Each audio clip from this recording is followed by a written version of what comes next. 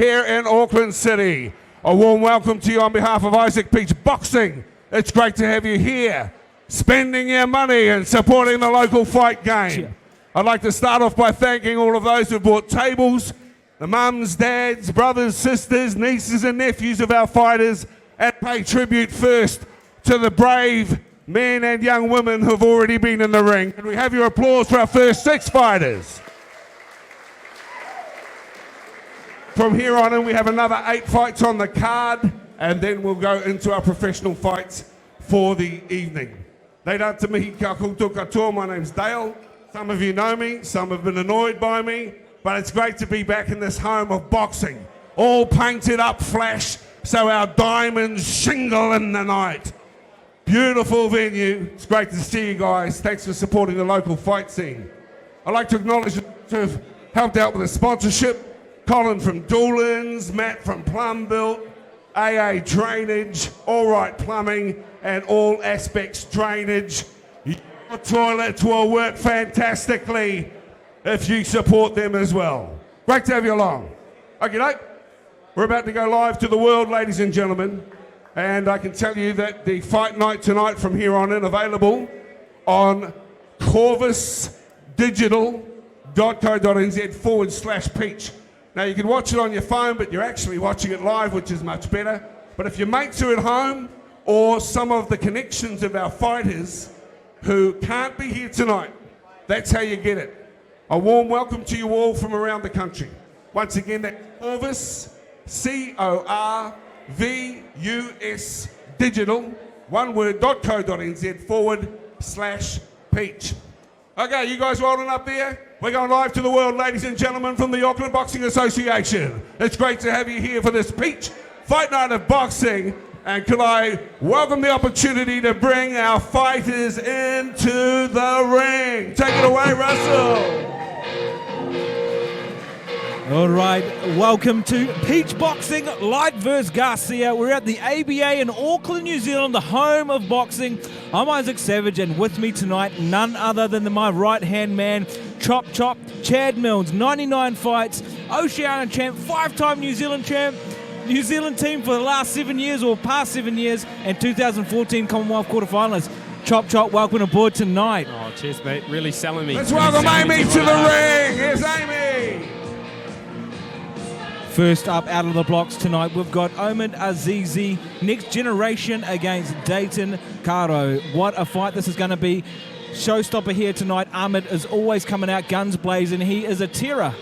Always coming out, got the crowd behind him, a crowd favourite, but take nothing away from Dayton Karo. He is an absolute banger himself.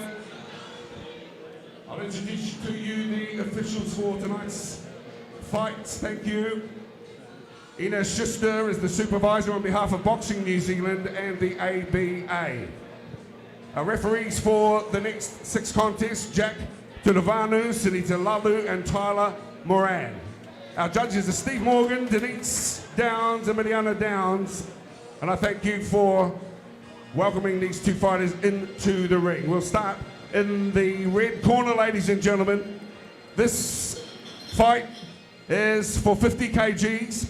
And it's for 13-year-old cadet males. It will be fought over 3 1.5-minute rounds. Let's go to the red corner, ladies and gentlemen, and welcome from Peach Boxing, Omid Azizi. His opponent fighting out of the blue corner in the blue and white trim is from Taumata Nui. We welcome him to Auckland. Ladies and gentlemen, this is Dayton Karo. 3 1.5-minute rounds. 13-year-old cadet males. Thanks again to our MC Dale. We are here at the ABA with Corvus Media. Peach Boxing presents Light vs Garcia. Isaac Savage and my right-hand man, Chad Chop Milnes. Welcome here tonight, Chad. Cheers for having me. What a fight card we have here tonight. Before I go into the main, we've got to focus on what we have here tonight. Next Generation there in the red against Dayton Karo. This is going to be an absolute banger. Both boys only 13 years old, but they have a bit of experience up their sleeve. Yeah, that's at 13 years old. They're the future of the sport here in New Zealand, and Look at them as well already. First round, they're quite patient. They're not just throwing everything at them straight away. It's patient boxing, using their jab.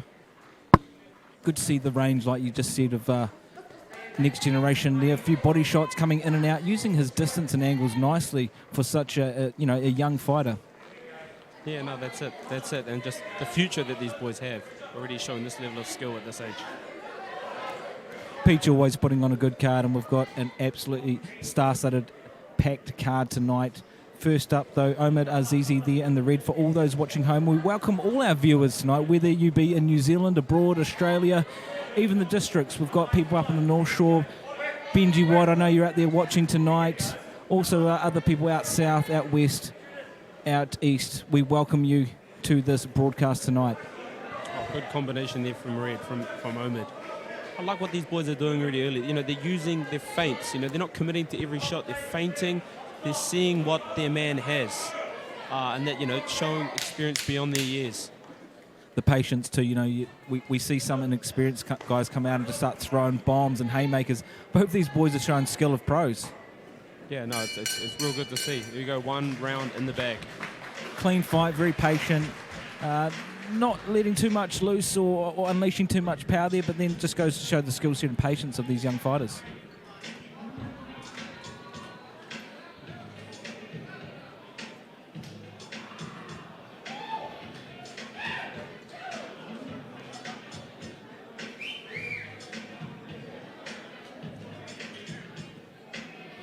Isaac and Boas, they're always quite animated. It's quite early on the night, so they're quite patient as well with their delivery, but you will see them get animated as the night goes on. But this is the first fight so far. Particularly when we get into those professional bouts, they're going to be well animated. Talking about animation, we were talking about earlier, they are loud, but they're not as loud as our boy Vasco. The loudest.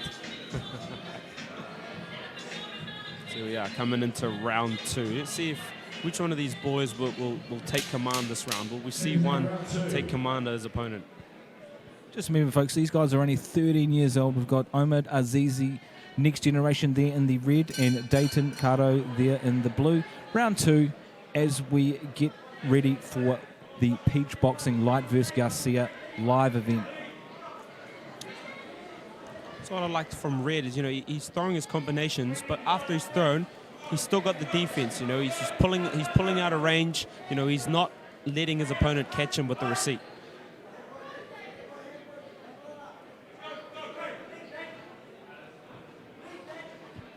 Good movement there from Azizi, just staying out of the way of these punches from Dayton. Yeah, that's it. He's getting in, he's doing his work, and then he's getting out. Just those little steps back. And and his opponent's missing, but just fractions of an inch. Feinting there with the left. We're seeing these guys too use their distance. A lot of fights earlier today, somewhere in the pocket. These guys are staying out of each other's reach really, and using that jab effectively. Good action from both boys. Blue starting to put some of the shots together. Good right hand from Red. Just as I said that, though, they're starting to stay in the pocket now. It's getting a bit more wild. Azizi's always been a good one for the jab and moving around the ring. Quite a smart fighter for such a young guy. That's it, using the jab. The jab is the best punch in boxing, and he's using it well tonight. Another good round, because before you know it, the clapper goes off. Not too long to go now in this fight. Yeah, 1.5 minute rounds. That's always a good sign of a good fight, right? Like, you're watching the fight, and before you know it, the round's over. And it almost seemed like that fight had just started, and we're already up to round 3, as they say, the money round. How would you call it? I know we don't like to say who's winning or losing, but how would you call this fight so far, Chad? If I was to pick, I would maybe go to Red. He's just landed a few shots, and I think maybe more so is his defense. Is after he's landed shots, he's gotten out the way, and that has an impression on the judges, the defense as well as the offense.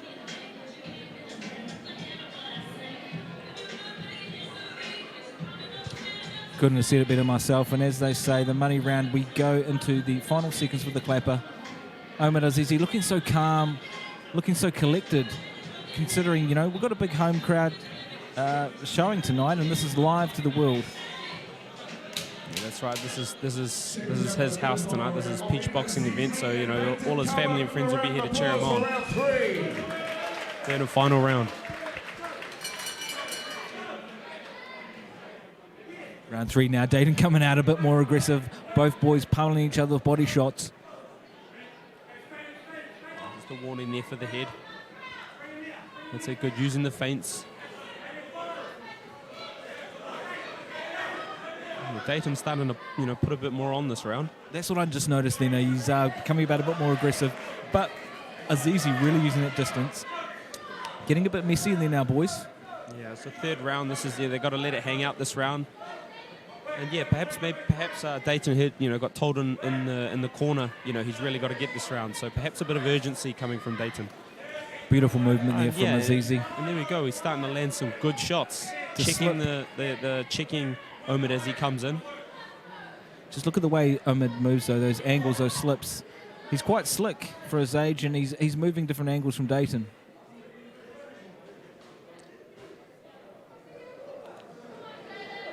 Yeah, quite slick. He's got those subtle movements with the shoulders. He doesn't jump too far, lunge in from too far. Just small steps, small movements, and boxing is, it's about fractions of inches and seconds, So, the more accurate your movements are, the less energy you waste, the faster you are.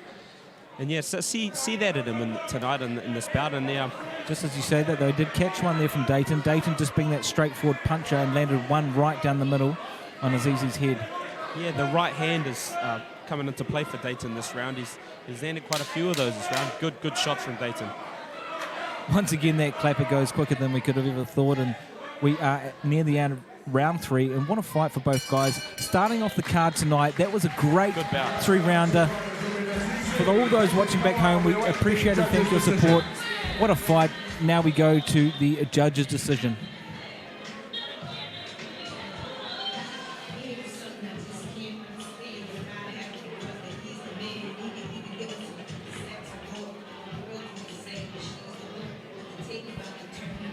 Bit of a replay here now for the body shots. A little bit messy in this clinch, but that left overhand just clipping and missing there with the right.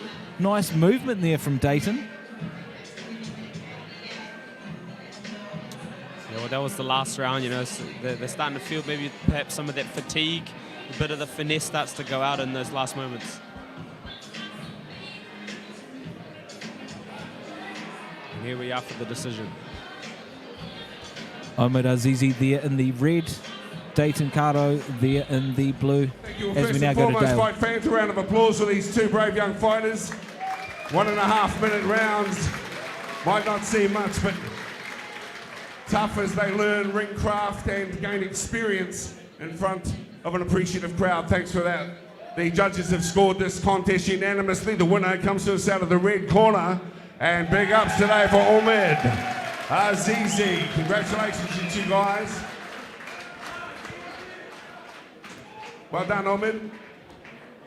Would you like to thank anyone, mate? Worked hard for the fight tonight. There's a few that have come out to support you today. What would you like to say to them? Thank you for coming over. Very well done, mate. All the very best. Big round of applause to our two fighters, please. Omid Azizi. And also Dayton Cowell from Domananui. Well-deserved win there from Omid, next generation Azizi, and I don't want to call it too early, but I thought it could have gone that way. Take nothing away from Dayton. They did clip him a few times along the way. What are your thoughts on that one, Chad? Yeah, I think fair decision. The first 2 rounds I thought Omid did enough to get those early rounds, but then Dayton came back in that last round, and I had him winning that last round. But unfortunately for him, Omid did the work early, and I think that secured him the win this bout. Coming out from the rear corner, Helen Wilson, Helen Buka. Welcome, Helen, from Wellsford Boxing.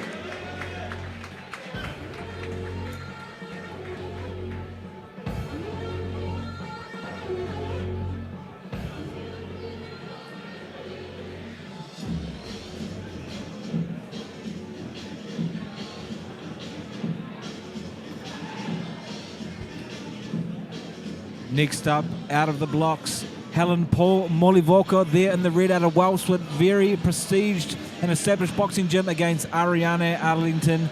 out of the blue corner. This is going to be an absolute banger. 69 kilograms, elite females. Both girls showing up. Definitely no stranger to danger. These girls can bang, and it's going to be an absolute fist fest tonight. Yeah, Helen.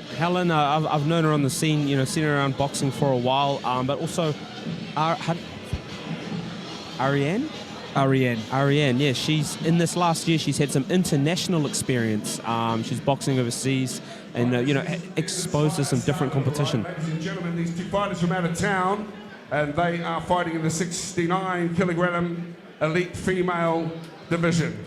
Our judges and officials remain the same. 3 by 3 minutes. From the blue corner in the blue and white, Ariane Adlington.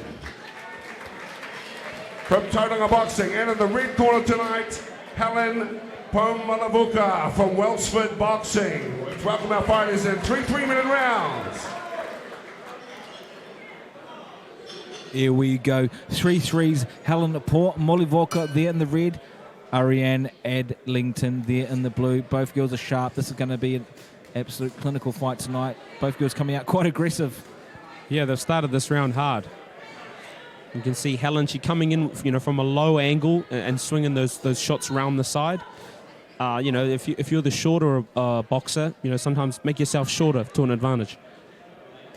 Nice tight guard there too from Ariane. She's just looking like she's obviously the taller of the two, but utilising that reach as well, just coming through with the punches, looking like Helen's having to work through and push her and take a few to get one.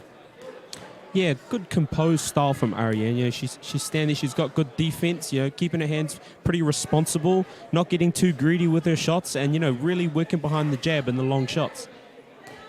And saying that I always back a short fighter, and I'm sure you do, Chop. Us being the shorter guys in the fight scene, and you've got to work hard to get that win when you're the shorter fighter. Yeah, no stranger to taller opponents myself, and but yeah, being the shorter person, sometimes you can use that to your advantage, and is she going to look to use that shorter height and come under those long straight shots of Ariane? Unfortunately, not seeing the. I'd love to see a bit more aggression here from Helen. We're talking about using that short and that advantage, staying in the pocket, but she's just staying on the outskirts at the moment, and Ariane's using that to her advantage. Yeah, and the good thing with Ariane is, after the initial exchange, she's finishing the exchanges. The first shots are thrown, but then she's finishing all the exchanges well with a flurry of punches, and that steals the judge's attention.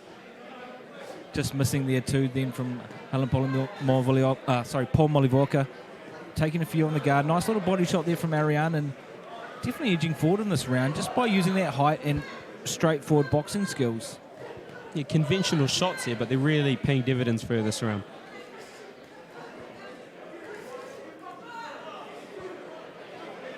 This is a 3-minute one as well, so for those watching back home, even the crowd, it can be a bit of a step up because we go from 1.5 to 3, and it obviously is double time, and it's that much longer for the fighters in there as well. Yeah, so, they can't shoot all their bullets too early. They're going to have to, conserve themselves, find the moments to be more aggressive, and then sometimes, take their foot off the gas and conserve some of their energy for the later rounds. Just seems to see what we're seeing here tonight too. Ariane just beating Pomalavuka to the punch, just coming forward that much quicker, always catching her on the edge of everything. Yeah, she's, even if they're right in front of each other a lot of the time, she's still keeping a bit of a distance, and there we go, ref jumps in for the 8 count. Beautiful. Beautiful last-minute weave, but you're right. She just caught her there, enough for an out count. Yeah, she knows when, there's a good distance to throw from. She doesn't smother her punches. She knows, here we go, she's always got that bit of distance between them so you can land, with good power and able to throw more shots after she's landed shots. Beautiful description there, Chop. That's why we've got you in-house tonight. We love that, and very clinical display there from Ariane tonight. I couldn't have said it better myself. Take nothing away from Pomalavuka. She can come forward in these rounds 2 and 3 to take this away home, and I'm sure the Wellsford boxing fans will be supporting that tonight. Yeah, I think, that round was definitely in Ariane's favour. She's going to have to change her game in the second round. She's going to have to adapt and find something. Then you got Megan. Not Megan there in the corner, but Megan, another good fighter there out of the Wellsford gym. But such a family of fighters, a really tight-knit community out at Wellsford, and they produce some great fighters. Tuivea, vicious little man he is. Head trainer Philly Maka, what a gym and what a display we're seeing tonight here from Paul Molivoka. But Ariane is definitely taking this round out in this fight tonight. Bow for the second round. Let's see, is Helen going to make some Beautiful adjustments body this shot round? there though from Helen, and again. Guard for the triple time, coming about a bit more aggressive than round one. Yeah, starting the round well, and let's see if she can maintain this pace. And you know, she's made some changes. Let's see if she's made some changes in her game to try and get a round back. And that's always one of the hardest things to do as a fighter, and it shows a true tribute of a good fighter to be able to listen in round and then take that to the next round and display that. Would you agree on that one, Chad? Yeah, being able to listen to, you know, the coach in the corner and you know, being able to adapt. You know, every boxer is different. Every boxer is, you know, all of our subtle differences, and you have to be able to adapt to what's in front of you. One thing that works for someone won't work for another person.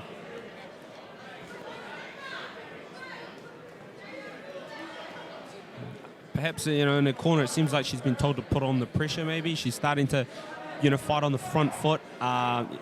Here we are, Ariane's starting to take the center ring back. But, you know, Helen is going to have to take that center ring.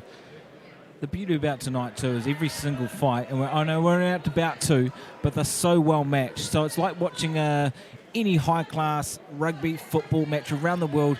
When they're so highly matched, it is a clinical game of chess. And tonight, no one's getting knocked out in the first 30 seconds. It's all clinical. It's all so technical, and these girls are so well matched. This is why this bout's playing out how it is. Yeah, that's it. Even matches, you know, it's good. It's competitive, and some of the bouts that are just too one-sided. Just, you know, you want to see you want to see a war. And it's good for at times it's okay for the bloodthirsty fans, but then for the purists and the ones supporting the sport, this is such a great fight tonight because I've seen both girls fight, and they're both very good. Yeah, Helen is, you know, she's picked it up this round. It's a bit more tit for tat this round. She's having her moments. She's getting a little bit closer. There you go. She's starting to, you know, get Ariane on the ropes, and that's what she needs to do. She needs to take that range away from Ariane. She needs to get in there, make it a bit rough. And from your thoughts, Chad, how hard is it, going from those 2 minutes to 3 minutes? I mean, it's a world of difference, a world of pain. You've got to conserve more. You can't throw too many punches because you actually got to last 3 more minutes in total. Yeah, that's it. You know, you got to pace yourself. I mean, you know, it's still only 9 minutes, which is only a little bit longer. But, you know, you can't just put your foot on the gas for the whole 3 minutes of every round. So you're going to have to pick your spots.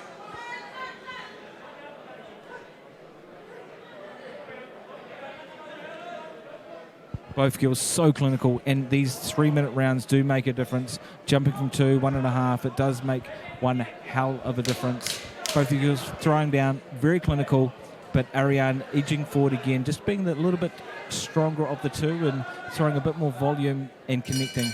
Yeah, just really consistent. She's been consistent through this whole bout. You know, she's consistent behind her long shots, the volume of shots, and I feel like, you know, she hasn't really slowed since the first round. So she's obviously, you know, in shape. Good call there, Chad. I mean, with the consistency, you know, it's not a slugfest. They're throwing so much volume, and they're so technical. You know, you put one of these girls up against another fighter that's only had 1 or 2 fights, you'll see the difference. But because these girls are so highly skilled and evenly matched, it is a real chess game tonight.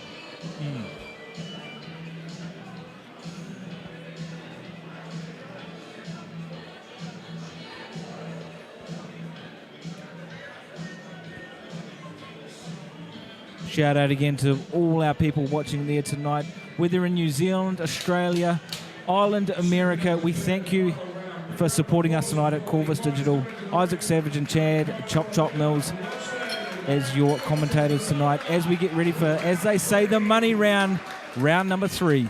You go third and final round. You're going to see both girls go at it, and here they are. Both girls have had the hard word from each corner. Ariane still coming out the stronger of the two in this early round. Paul Molivoka just guarding up and taking some of those punches. Yeah, really consistent for Ariane. She's been consistent, Ariane has, this entire bout.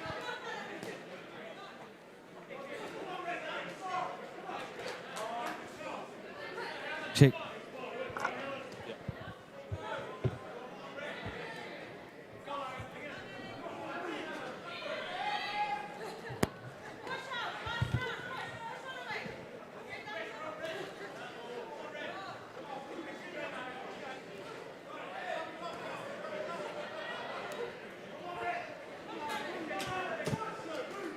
As we say, 1 minute down, 2 to go. Very clinical match so far, so good. How are you calling this one so far, Chad? Ariane has just been consistent for me this entire bout. She's just throwing the punches in bunches. You know, she's often she's landing really clean. You know, the punches are straight down the middle, and there's space between them. So the judges, you know, it's more clear to the judges that the shots are landing.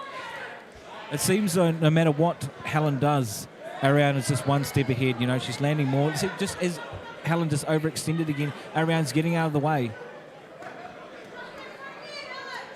I think, you know, if Helen used, you know, because they're right in front of each other, if she used, you know, after her initial combo, she took a short step to the side and used an angle or something just to get a few more shots on Ariane, you know, she could get the better of some of these exchanges. The thing is, too, you know, we've both seen both these females fight, and I've seen Helen come out a lot more aggressive than this in previous fights. So, as they say, too, any given Sunday, you know, Ariane's really turned up today. Maybe she woke up on the right side of the bed and she's turned up because she's taken it to Polymolivoka today. Yeah, and as I said at the start of this bout, you know, she's had quite a bit of international experience this year. She's fought in Australia, she's been in Asia, and pretty sure it was in Asia. And yeah, you know, the international experience boxing, you know, different caliber of opponents, as well as in a confidence booster performing, you know, at an international level. Well, that's the thing, eh? Fighting different styles, different cultures, and it's a level above. You know, you go to America, you go to Europe, even Asia, and just the level and law of averages of people doing it, you know, the talent steps up, and that's certainly showing tonight. Here we go, coming into the last 10 seconds. Nice finish there, though, from a beautiful weave and overhead right from Polymolivoka. A little bit too much too late, but great performance from both ladies here tonight. Yeah, she pulled it out in that last 10 seconds. Good exchange. We wait the judge's decision and go to the beautiful sounds of Russell DJ. The funkiest sounds in boxing.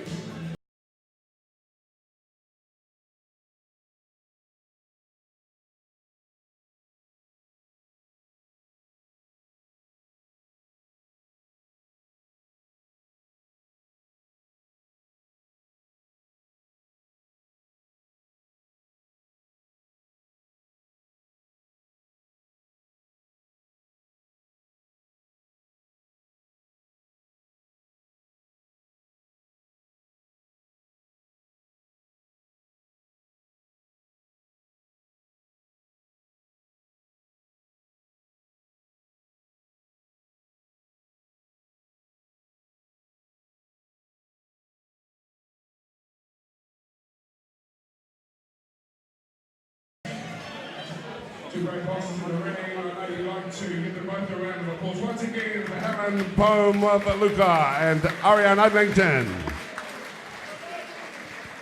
Ladies and gentlemen, the judges have scored this contest unanimously, and the victor comes to us from the blue corner, and the winner, Ariane Adlington. There you have it, Ariane there tonight, clear winner. There's a bit of a tone. It's great to have you here in Auckland. A nice photo together. Memento of this evening at the Auckland Boxing Association. A brave opponent, but you prepared well for tonight's fight and showed some good ring craft. What pleases you most about your effort tonight? Being in the ring, really. It's always a tough thing to keep in the ring and go in front of all these people, but yeah. Great, and the fight's in total. It's great to have you in Auckland. Looking forward to coming back. Yeah, definitely, yeah, for sure. Well, let's give her another round of applause. Come on over, you Auckland guys. Thanks for coming up, Tauranga. Thanks for coming down Wellsford as well. Well, our next fighters are waiting for their opportunity to come into the ring. We'll leave you with the musical touch of DJ Russell and welcome our next fighters to ringside, please.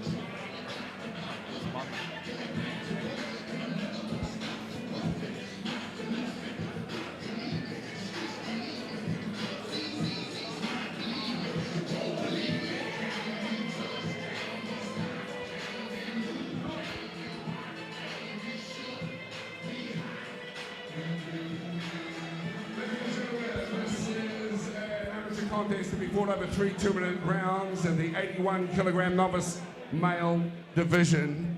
Of course, our judges, Steve Morgan, Denise Downs, Miriam Downs, and also Tyler Moran. And we thank once again Sunita Lalu, who is looking after the contest when the bell tolls. In the blue corner, let's welcome him. He's from the School of Boxing. Ladies and gentlemen, in the blue and white, Ben Williams. His opponent fighting out of the red corner in red, black and white trim, hails from Peach Boxing. Could you please make him welcome? This is Bernard Hale. Hale and Williams, 3 2-minute rounds. Here we go. Welcome to Peach Boxing, Light vs Garcia at the ABA in Auckland, New Zealand. Joined with you tonight, Isaac Savage and the man Chop Chop Milnes. We get ready for bout number 3. Bernard Hale there in the red and Ben Williams there in the blue. Welcome tonight, Chad. Well, cheers. Big boys here tonight, 81 kilograms. A little bit more weight than previous fights, so we could see a knockout. Yeah, as you start to go up in the kilograms, you know, that power starts to increase, you know, more chances of a knockout. And yeah, these are bigger boys. Bernard Hale there in the red, just coming forward now. The slight aggressor of 2, but take nothing away from Ben. You know, these boys can both bang and anyone could go down at any time. That's it. And you can see, you know, Bernard is, he's coming in for the big shots. He's looking for them. Bernard there landing a massive body shot and coming forward now, rocking the head of Ben Williams. Ben Williams looking slightly jarred, and I don't blame him, because if I took one of those, I'd probably be in a body bag. Yes, as you said, here we go. A bit more weight, a bit more power. Let's see how Ben recovers. Still looking a bit dazed, but I don't blame him, because that body shot was a beautiful setup. Now right overhand, nice weave, left body shot, right overhand hook. He's taking a few now, Chad. Yeah, he is. He just keeps moving to his left. You know, he needs to keep that left up and go to his right, away from the power hand of Bernard. Bernard Hale here tonight, as they say, you don't get paid for overtime in this sport, and he takes that win out tonight. Hands down, easy win, quick money, easy money, as they say. Hat off to Ben Williams, though. It takes a lot of guts, determination, and fortitude to get in the ring at any time. Yeah, good one from Bernard. He was on picture perfect with those right hands. You know, he was looking for it, and he found it on numerous occasions through that round. What a performance here tonight from Bernard Hale. I mean, you know, we talk about good matchups, and regardless of how the matchup can be, if you come in there to destroy, to take your opponent's head off, and that's what you're going to do, that's what he did here tonight, and that's what you want to do in boxing, right, Chad? Yeah, that's it. If you can take him out early, why not? You know, if this bout went a bit longer, we could have seen a change, you know, but he just got him out early.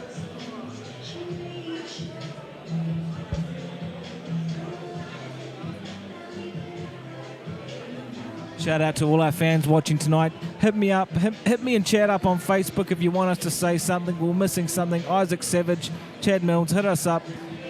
Call out. Also a shout out to Corvus Media for putting this on tonight. We go to the decision now with Dale. It's a tough game, and the onus on our referees to ensure the safety of fighters, and thus you saw the decision made in the ring. The referee stopping the contest. So the winner comes to us from the red corner, obviously, Bernard Hale. Congratulations, Bernard.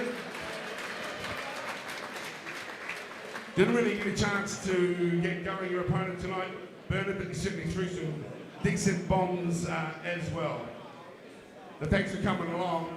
And for those of you who got pulled in more recently, it's great to have you here at the ABA. You look like a bunch of winners. And not like the Warriors from last night. It's good to have you in here today. I hope you've enjoyed your Saturday afternoon in Auckland City. With that fight having started pretty briefly, we'll have our next fighters making their way into the ring. And of course, New Zealand former heavyweight champion Lance Rebel is looking after the fighter in the ring corner. Here we go. Wendell Stanley versus Joe Williams.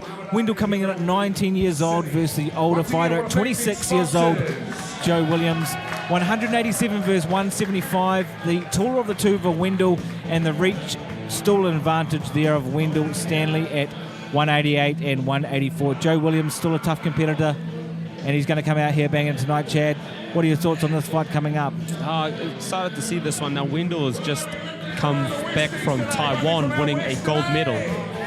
International experience, as I said before, is awesome experience to have. And there he is back on home soil. He's going to look to impress, his home crowd. It's so interesting, too, talking to the fighters before the fight tonight, because, Wendell Stanley, such a humble guy, such a nice guy. I tried to get a lot out of him. Come on, give me a crazy nickname, talk it up. He just said, I'll do my talking in the ring, and he's such a nice guy outside of the ring, but once that bell dings, he turns into an absolute animal, like a lot of fighters out there.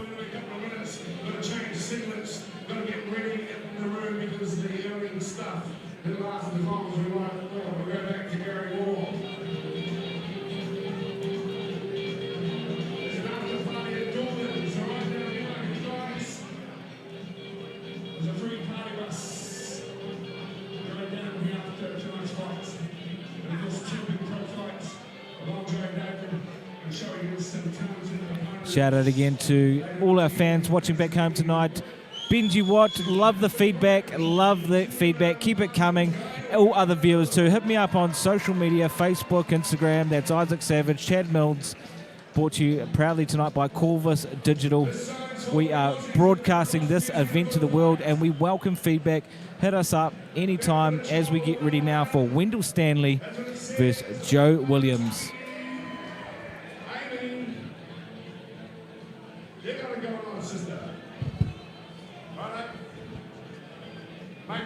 The Royal Procession has arrived.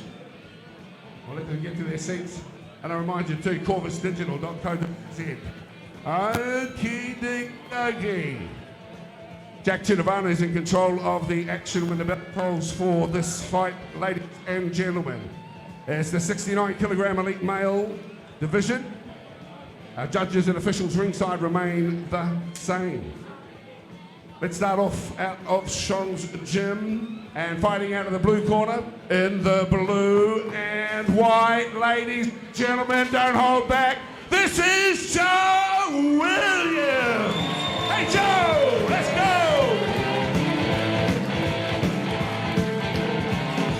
And this handsome young man coming out of the red corner, ladies and gentlemen, in the red and white, representing New Zealand Boxer and Rebels Gym. Would you make welcome to the ABA, Wendell Stanley. Hey, Wendell. Hey, Joe. Let's go.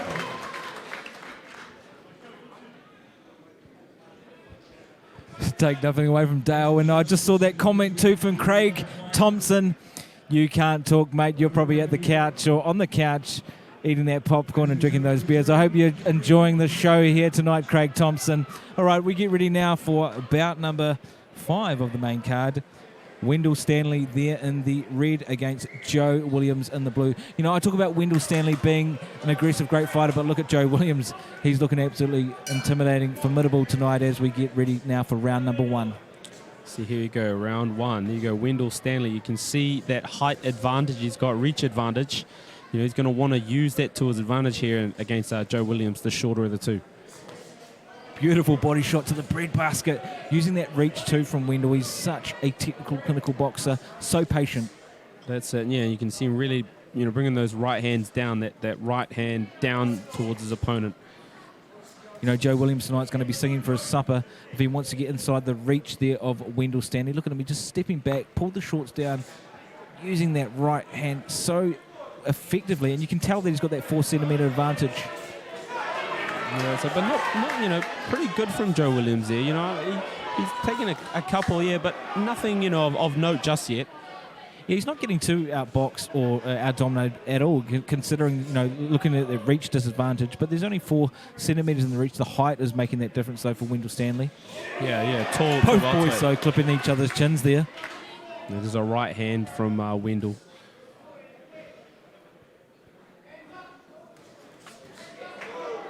But the Joe great Williams thing not about discouraged though. exactly, I was just about to say that, Chad, that he's so aggressive. He doesn't mind coming forward to take a punch, to get a punch, and that could be what could take this fight, in favour of Joe. Look at him just bobbing and weaving there, getting in the way of Wendell's shots.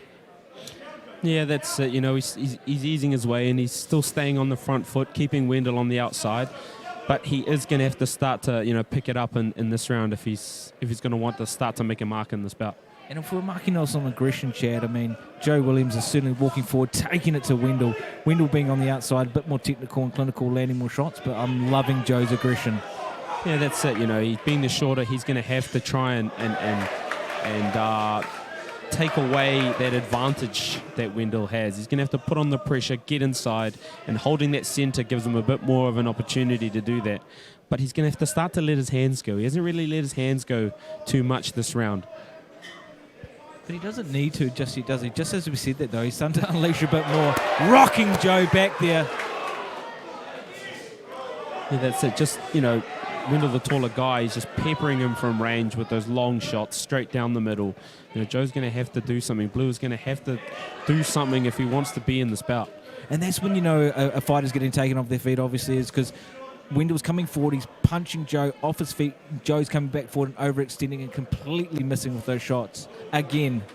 Yeah, he has to step in, He's throwing from where he is, and because of his, lack of reach in this bout, he can't just hit him from where he is. He needs to make Wendell miss, step inside and land shots, And when he gets inside, he has to let his hands go. Bit of confidence or showboating there from Wendell, holding the guard down, but gets rocked a little bit there from Joe, and I love the aggression from Joe. How can you not love this style? He shakes his head, utters a swear word. Yep, maybe Wendell won the round, but I'm going to give that round in terms of heart to Joe Williams. Yeah, he's showing a bit of frustration. He's going to have to make some changes this round. He's going to have to do something to get past that reach. Wendell's got all the confidence. He knows he can throw shots and he can get away with it, and he's just picking up the confidence and just letting those hands go.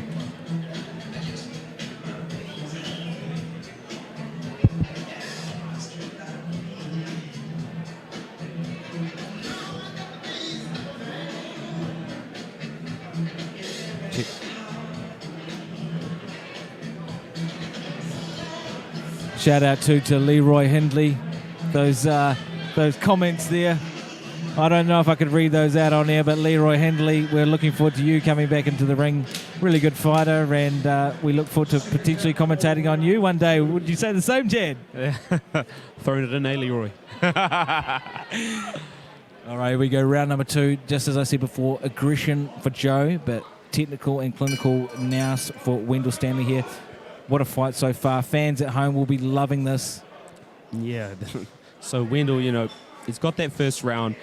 He can keep doing what he's doing. He doesn't have to he doesn't have to change. Joe is the one that's going to have to change something about what he's doing if he wants to get in this bout. Wendell just keep doing what he's doing. Work behind the jab.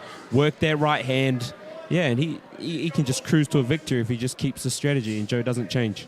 It just seems like no matter what Joe does or tries to evolve or manipulate the movements, Wendell just sees every move before it happens. What's Joe got to do to get through this stance and style of Wendell? Yeah, he's got to make him miss. A lot of the shots that Wendell are throwing are to Joe's head. He just moves side to side and starts at the body. Come to the body first. All his shots are going upstairs, and he's just falling short. If he made a miss, went to the body, and then came upstairs, he might have more joy. Well said there, Chad, and if only they were listening or seeing what Joe's doing now. He's still coming forward, applying that style, that aggressive bob and weave, trying to take his head off, and Wendell Stanley just moving, using his reach, being quite 3D and dynamic with his footwork here. Yeah, that's it. Joe's just looking for that one shot now. Perhaps it's a bit of desperation, bit of frustration, but he needs to go to the body. If he jabbed to the body, stuck it to the body, and perhaps, take a bit of Wendell's movement away, and then he could come upstairs. The thing too, though, with Joe's style, against any other fighter, he might win. The aggression can sometimes take it out of a man, but Wendell just seems too sharp, too fit, and he's controlling this fight. Yeah. Joe's doing the same thing he did the first round. He's going for the head, and he's stepping in and he's throwing the shots, to the head, and Wendell's just getting out the way and coming straight back. it's been the same thing for him. So, you know, it's going to have to be something different. Beautiful movement there still from Joe, and he's still in this fight. There's by no means he's out. He's coming forward. He's just one of those guys you want you'd love him in a barroom brawl with you. You know, if I had to choose a barroom brawler, I'd have Joe in my corner opposed to Wendell right now. Yeah, you know, he hasn't been too discouraged. You know, he's still in there. He's still throwing. He's still trying. So credit to him for that. Coming for the aggressor, but unfortunately aggression doesn't always win these fights, and Wendell Stanley looking beautiful as he just got caught though there on the chin from Joe Williams. Yeah, but unfazed by that shot. You know, he's starting to get relaxed. You saw earlier, you know, stepping side to side with his hands down. You know, he knows where, you know, Joe can be dangerous, and he knows, you know, where he's safe. And, you know, he's had a few international bouts in the last year, and he's picked up some great experience. And that's, you know, part of the experience is you start to key into how, you know, where your opponent's dangerous and, you know, where they're weak, and you can settle into a bout. Well, just looking at the fight too, Chad, I mean, Wendell's looking so comfortable. It's looking like he's reading the fight, choosing his angles, picking the shots, whereas Joe Williams almost seems like a possessed sort of maniac demon on autopilot coming forward and always working to gain that shot, whereas Wendell just looks like a step ahead every time. Yeah, so just keeping it simple, straight down the middle. Fastest way from A to B is a straight line, and that's what he's been doing all night. And there we go. Right hand just missed, but, you know, he's landed a few of them earlier.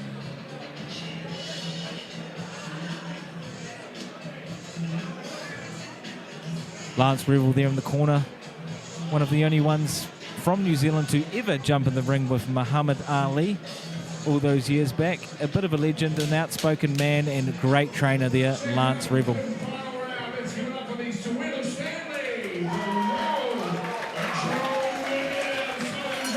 Here we go now, round 3. Wendell Stanley there in the red, Joe Williams there in the blue. There you go. Joe's going to have to really get in there. He's got to land a big shot. Based on the chin and performance, though, of Wendell Stanley, I don't know if that's going to happen, but I do like the chances, and I love the aggression here from Joe Williams, just coming forward, taking a few to get a few. Yeah, he's going to have to take some risks, you know. If he doesn't mind, you know, wearing a shot to get in, he's going to have to do that. It might be his only option at this point, is to wear a shot to land a shot. But just look at the movement here of Wendell. He just comes in, now using a bit of footwork. Big right! Whoa! Gets rocked! Was that a slip or a punch? I think he walked. I think he was using. He's starting to get a bit fancy with his feet, and he walked into a stiff jab. Joe Williams coming forward now. Maybe he's sensed blood, tasted blood, but Wendell's not going to give it to him too easily. Yeah, I think a bit of pride there for Wendell. He felt, I didn't go over. I got to show everyone I'm not hurt, you know, and throwing back, try to get the crowd back behind him.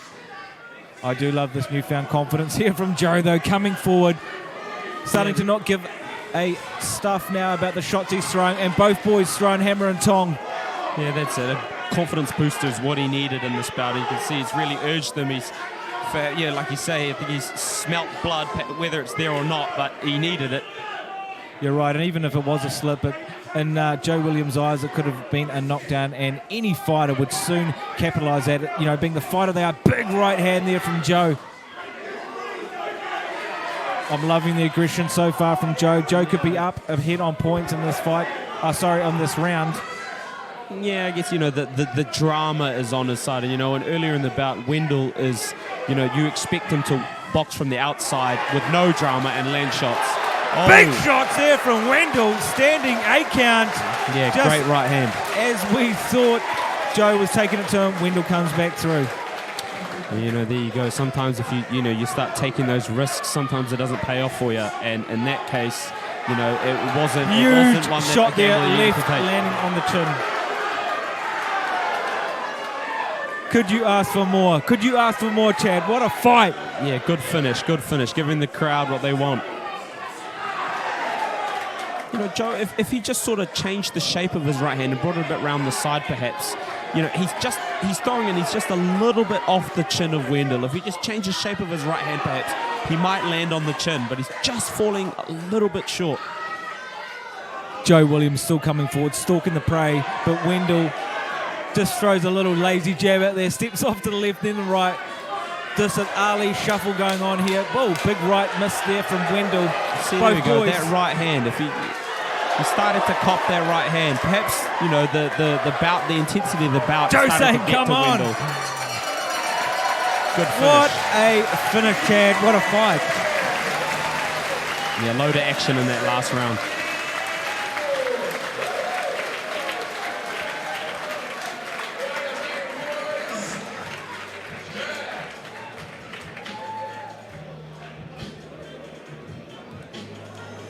Well.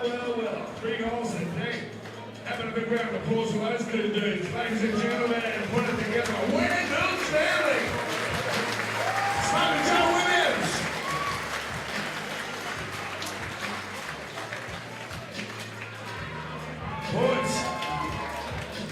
Boys, they like that. They like that one, didn't they?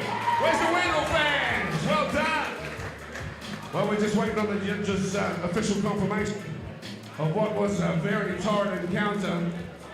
Big ups to both fighters, obviously, in their connection shown from West, and of course from Pakuranga, Rebels, Jim. Well, ladies and gentlemen, a round of applause for both fighters first. And we have a unanimous decision, ladies and gentlemen, and it comes to us by the red corner, Mr. Wendell. There you have it. Wendell Stanley, as thought, at the side, but we never want to say too early, and what a performance here from Wendell Stanley as he runs out the ring. We wouldn't mind getting some words of him, but he's off to celebrate already, Chad. Well, like he said earlier, he does this talking in the ring with his fists. All right, welcome to Peach Boxing Light vs Garcia at the ABA in Auckland, New Zealand. I'm Isaac Savage, and with me tonight, none other than the champ himself, Chop Chad Milnes. Welcome here tonight. 99 fight, 2015 Oceania champ, and 2014 Commonwealth quarter finalist. Chad, welcome here tonight. Oh, cheers, mate. Awesome to be here. Onyx Lai here, tail of the tape, 17 years old against Henry Wilson, 19, 185 versus 178, and 185 reach versus 180 for Henry Wilson. The younger of the two there, Onyx Lai, but such an aggressive fighter. Well-accomplished amateur fighter, but take nothing away from Henry Wilson. This is going to be an absolute barn burner of a fight, Chad. Yeah, it is. Onyx is through the years, he's really developed, and he's coming into himself, and he's very aggressive fighter from Whangarei. Lots of punches, punches and bunches. Very aggressive. I think it's going to be a good bout. Any fighter too coming out of Wellsford is always game. They've always got a high caliber and an aggression that I don't see out of too many boxing gyms. But Wellsford always produce some very hungry, vicious fighters. Yeah, they do, and Onyx is no exception.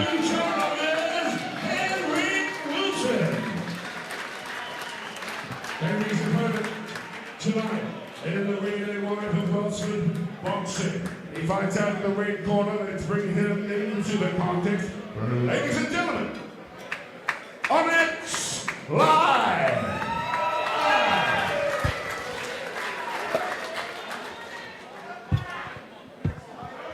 So, novice male 81 kg, 3 2-minute rounds.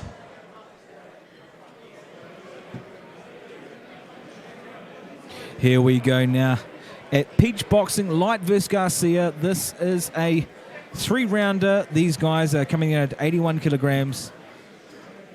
Expect this fight to have fireworks tonight. Onyx Light, always aggressive, always comes out vicious. But Henry Wilson knows what he's in for and is definitely going to take it to Onyx Light here tonight.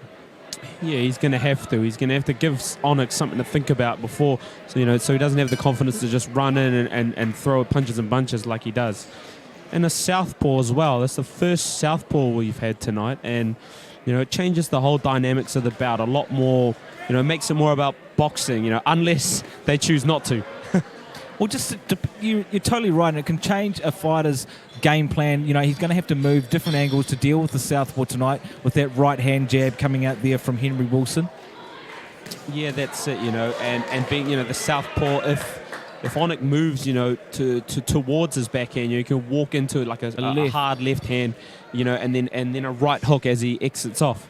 And we did see him catching a left early there in the round there, Chad. Yeah, that's it. Let's see if Henry, takes advantage of his, southpaw stance. Just as we say that, a nice overhand right there landing from Onyx Live there on Henry. But yeah, it's going to be interesting to see. Onyx will have to keep moving to the left hand of his side, not ever to the right, because he could walk into a left hook.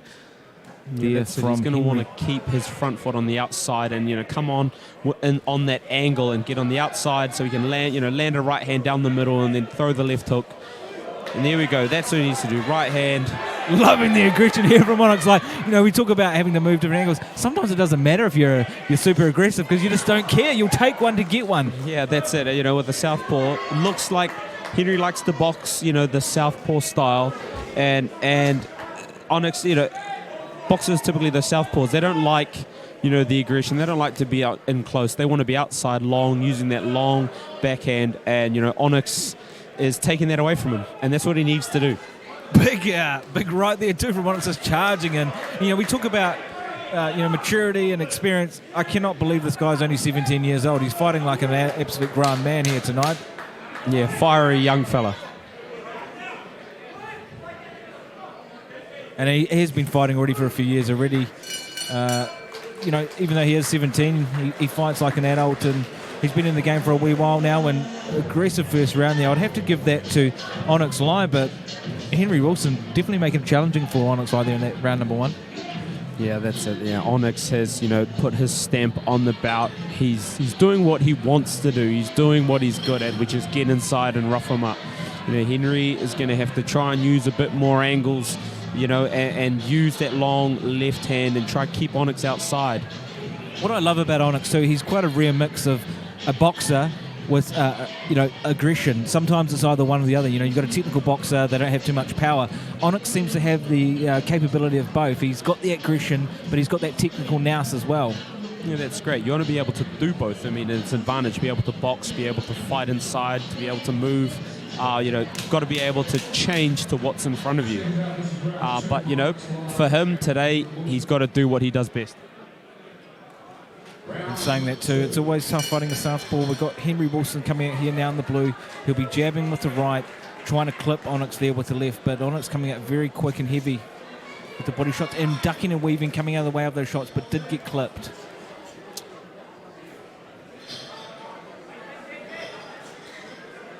Nice movement there from Henry Wilson. Now starting to read a little bit more body movement from Onyx Lai.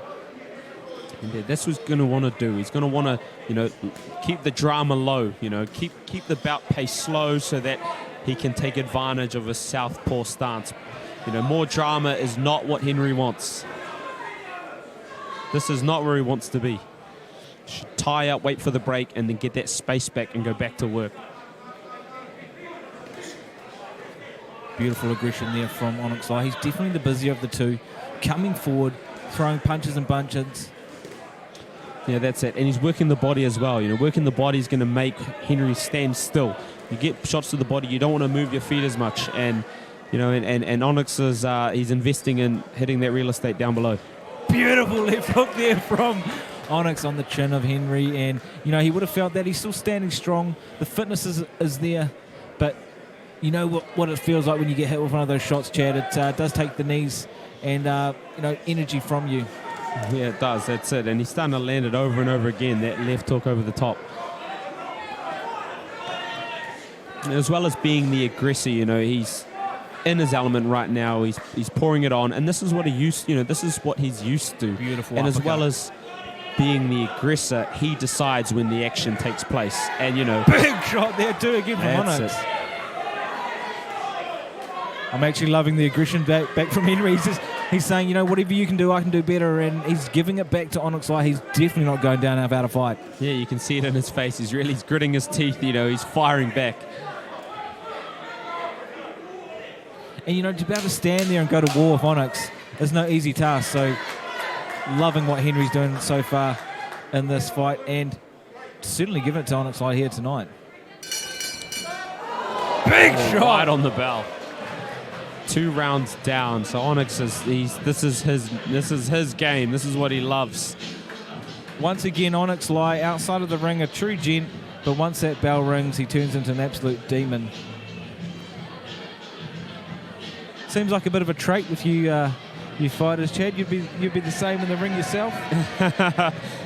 I guess so. I don't know. Some say a bit of a show pony sometimes, though.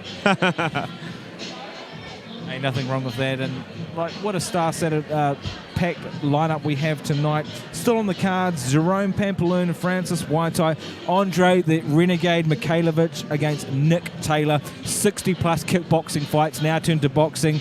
And we can't forget the main event: David the Great White Light against Jaman El Bon Garcia. 7 KOs, Chad, coming to take the strap from our Kiwi boy. How do you think it's going to go down? Oh, well, got to back my mate Dave, but Jaman, all his wins are by knockout, so we at least know he can punch. Here we go now for the third and final round. Onyx Lai there in the red against Henry, the Southpaw Wilson there in the blue.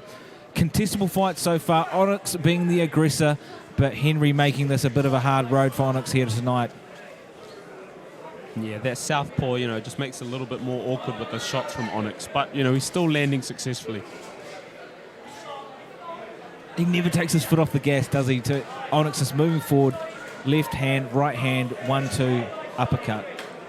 That's right. Well, what I was saying earlier was, he's the aggressor and he's the one that's making the decision when the action takes place, and when you're in control, you're fighting when you want to fight, and that's, you can keep your gas going. It helps your gas tank lasts a bit longer when you're fighting when you want to fight. And then as for Henry, he's being forced to fight, and that takes a lot out of you. And some things you just can't teach. We throw these combinations, you learn these drills, but he throws 1-2 and then comes back with the right hook. It's a little bit unorthodox, but I love the aggression there from Onyx. Yeah, and he's having success with that left hook over the top of the right hand of Henry. He's landed a few good ones tonight with that shot. And look, he takes one and comes forward again. He just doesn't want to go down. He's one of those fighters that will go out in a body bag. You can even see too the fatigue setting in for both guys, but more so from Henry. And it takes its toll, doesn't it? Once you start getting bombed and peppered up, regardless if you want to throw, yeah, so it gets hard. Onyx has really been making him work tonight, and you can see that, it's taken its toll on him. He's starting to fatigue from all that body work, all that aggression, all that inside little wrestling on the inside. It all takes it out of you. Big right there from Onyx Lai, landing on the head there of Henry Wilson. Final 10 seconds. And there's Onyx putting his stamp on this bout. Oh, and a few shots landed by Henry. Nice finish there from both boys. Beautiful display of sportsmanship. Strong finish from both boys. I'm not going to call the card just yet, but what a fight. And for all those watching back home, wherever you are in New Zealand, the North Island, North Shore, West Auckland, East Auckland, South Auckland, Central, and all those down south and abroad in Australia, America, we welcome you here tonight. Isaac Savage and Chad Chop Mills bringing you this entertainment tonight. What a fight that was. Here we see the action now. Both boys throwing just as the round ended, that head gig in the face of Onyx Lai. But what a fight that was, Chad. Yeah, it was a great bout. Both boys, exchanging leather, but Onyx who was in his element tonight, right in there, right on the front line, letting his hands go. Well, first and foremost, I know you'd like to congratulate both our fighters in their great encounter 2 in the 81 kg novice male division. Please put your hands together for Onyx Lai and Henry Wilson. Ladies and gentlemen, here at the ABA, the judges have scored the contest a unanimous victory. And from the ring corner of the Wellsford, the winner is Onyx Lai.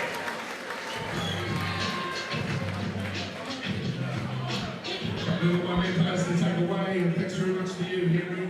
Some people were just born to fight, and at 17 years old, he's looking like he has been in there for many, many years. Onyx Lai out of Wellsford Boxing. What a future he's got ahead of him. Here we go now, ringside.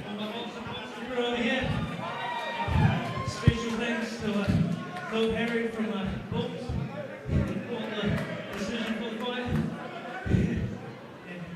Congratulations, it was a tough encounter out there. We certainly came to mix it up tonight. What would you say of your opponent and what sort of fight he put up? He came with a different approach than I thought he would. Yeah, it was an awesome fight. What's most satisfying for you about the victory? That we both made it out, all good. Nice fight. Hope you had it.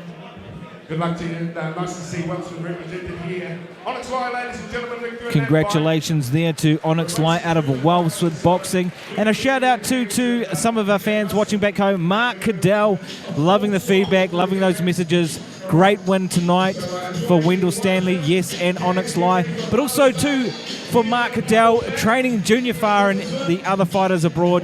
We love the work you're doing there, and we look forward to Junior Far's next upcoming fight. Thanks again, Mark Cadell. We get ready now for the next bout tonight. Sione Molene versus Dominic Rowe, 69 kilograms. These guys are elite. They are certainly experienced as we now go to tail of the tape. Sione there, 22 versus Dominic Rowe, 22 as well. 168 for Sione versus 175 centimetres, 170, 179. So a bit more reach there for Dominic Rowe. The height is taller also for Dominic. So tail of the tape, looking like it's in favour of Dominic Rowe, but as we go to the main event, this fight tonight, styles make fights, as they say, Chad. Yeah, it does. And, I've seen both of these boys box before. Dominic, good feet, good clinical boxer, moves well, good straight punches, and good boxing IQ as well. And I have seen Molini, not as much as I've seen Dominic, but from what I have seen, he can mix it up. He's got a bit of a punch. I've also seen that he won the Pacific games, so that's all the island nations all boxing, and he got a gold medal. So he's got some experience on the international scene as well. Whenever Peach puts on a card, we are going to see some absolute bangers, and every single fight tonight has been so well evenly matched. We have very rarely seen a stoppage apart from earlier on in the night against Bernard Hale and Ben Williams. We do love seeing knockouts, we do love seeing quick fights, but we also like seeing well-matched boxing contests, and this is what we're up for next with Sione Molini and Dominic Rowe. Yeah, this should be a good bout. The boys will have a contrast of styles, but, both boys know what they're doing in there. They're no stranger to this game, and I think it'll be interesting to see how their styles gel.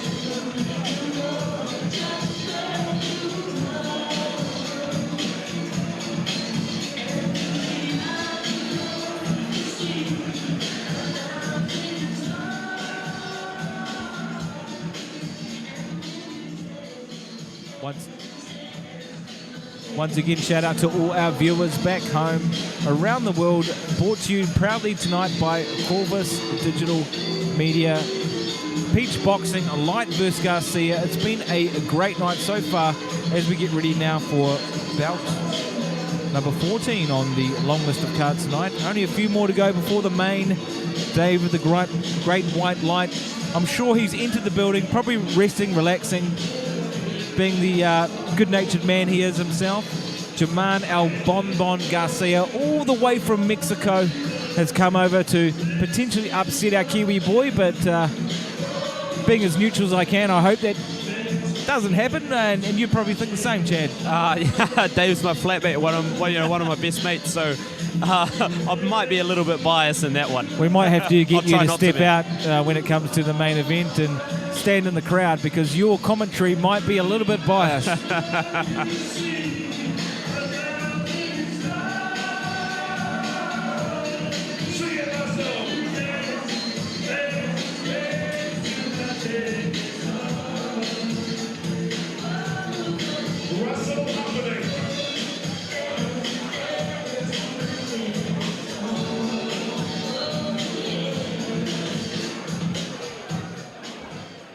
That song chosen by Jeff Damari.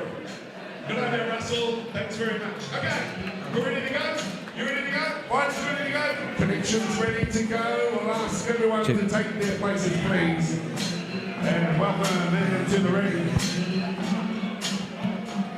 From Monaco School of Boxing, Dominic Rowe.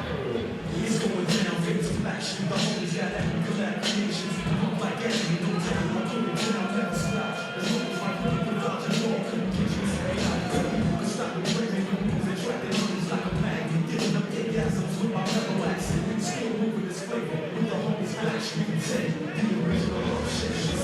Don't forget, ladies and gentlemen, on October the 4th, we've got Giovanna Perez defending her WBO world title against unknown Canadian and box rec world #1 Claire Hafner. This is going to be a huge fight. Also on the undercard, Lani Daniels versus Tessa Tuolavu and a rematch. What a fight that's going to be. Don't forget, folks, October the 4th, Giovanna Perez defends her WBO title versus Canadian #1 Claire Hafner. That's going to be an absolute barn burner. Great for New Zealand boxing, especially our female fighters here in New Zealand. Here we go. We got Dominic Rowe in the blue corner in the ring. Now Dominic Rowe's for this contest, Sione Marlini from Wellsford. Come on down, Sione.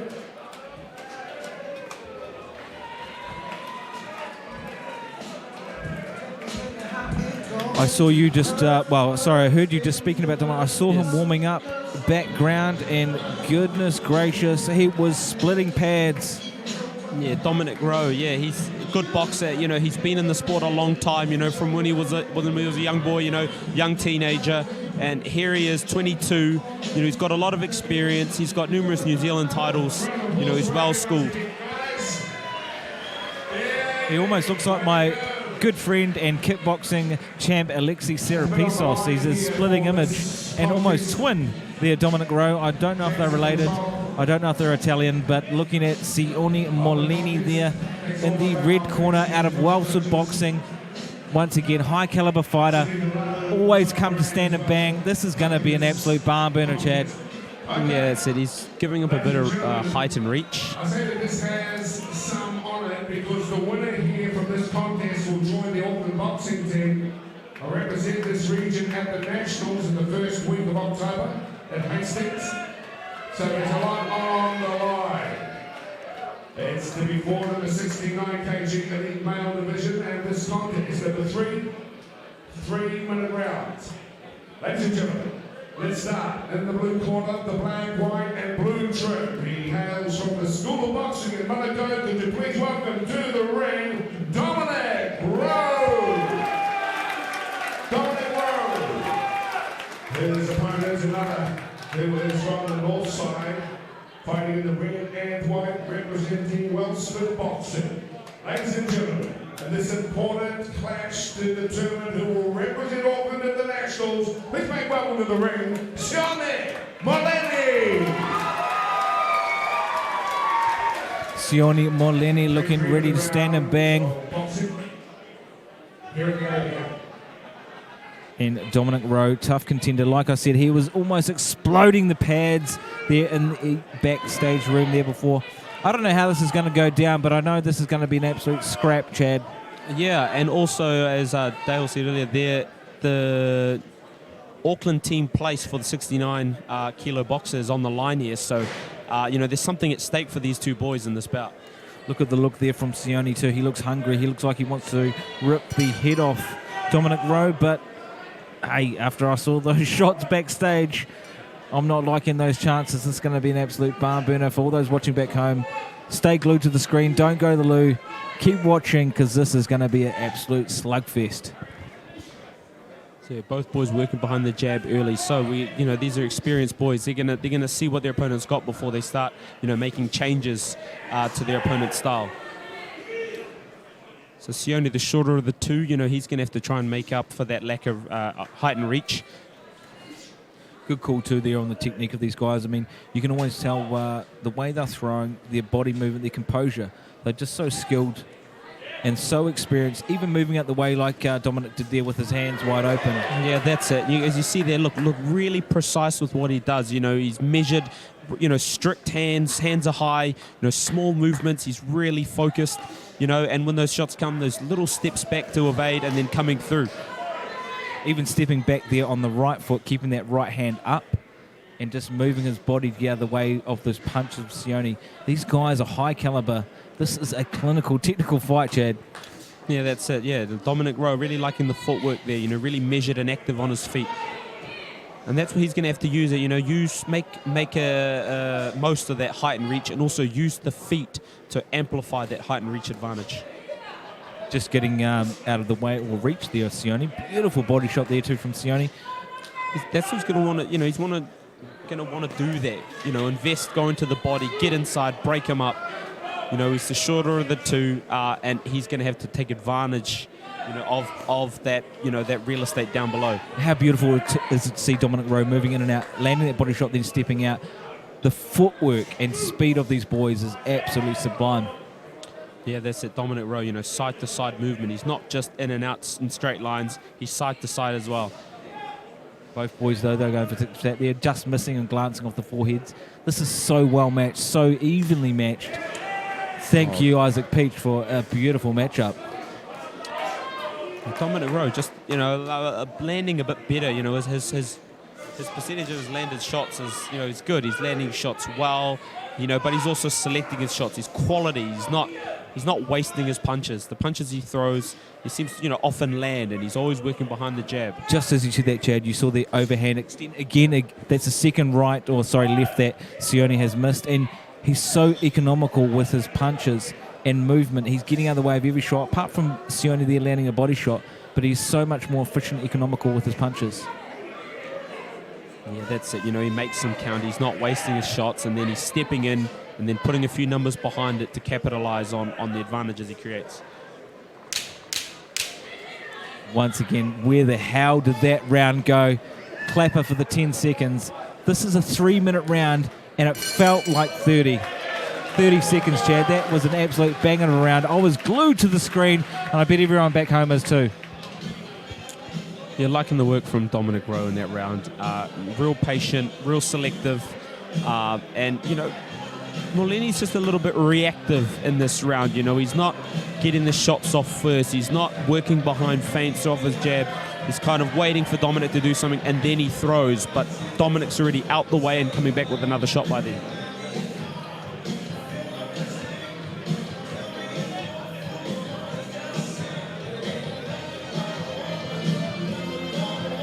So Philly Mucker there giving instructions to Molini in the corner. As well as Dr. John Mackay with Dominic Rowe. A lot of experience in both these boys' corners tonight. And that's the thing too, is, we step up as we get into the later rounds, the main events, the caliber steps up, and this is worthy of a main event. These guys are throwing down, they're so highly skilled. Sione Molini there in the red out of Wellswood, Dominic Rowe there in the blue. Yes, and Molini's going to want to step up his game this round, get inside. The place for the 69-kilo boxer and the Auckland team is on the line here.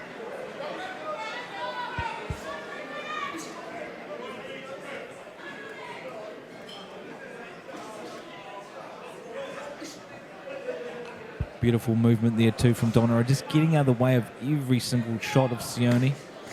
Nice left hook overhead. Again landing that left hook. So Molini is to start to, work off the jab. He's throwing the jab on its own, but then sometimes he's just throwing, a wide right or left hook. And, he's going to have to do something before that and use the jab. Dominic Rowe is experienced and schooled, and you're not just going to get him with your best shot straight away. To throw, nice overhand right there from Molini, but Dominic Rowe is beautiful, but stepping left and throwing that left hook at the same time, and he keeps doing that and catching Molini. Yeah, that's it. He started to key into a bit of a rhythm that he can work off, a pattern in Molini, and he's taking advantage of it. It seems like Molini's there's a bit of a cat and mouse game now, and Molini chasing, but Rowe just choosing his shots.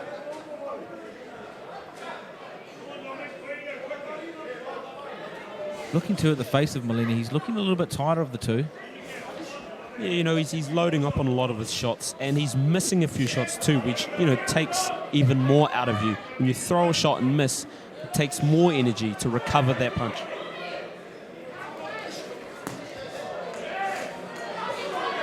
Bit of a left hook to the body there from Molini. He's got to invest down there. He's got to throw some shots and then get inside and then work the body and then come upstairs.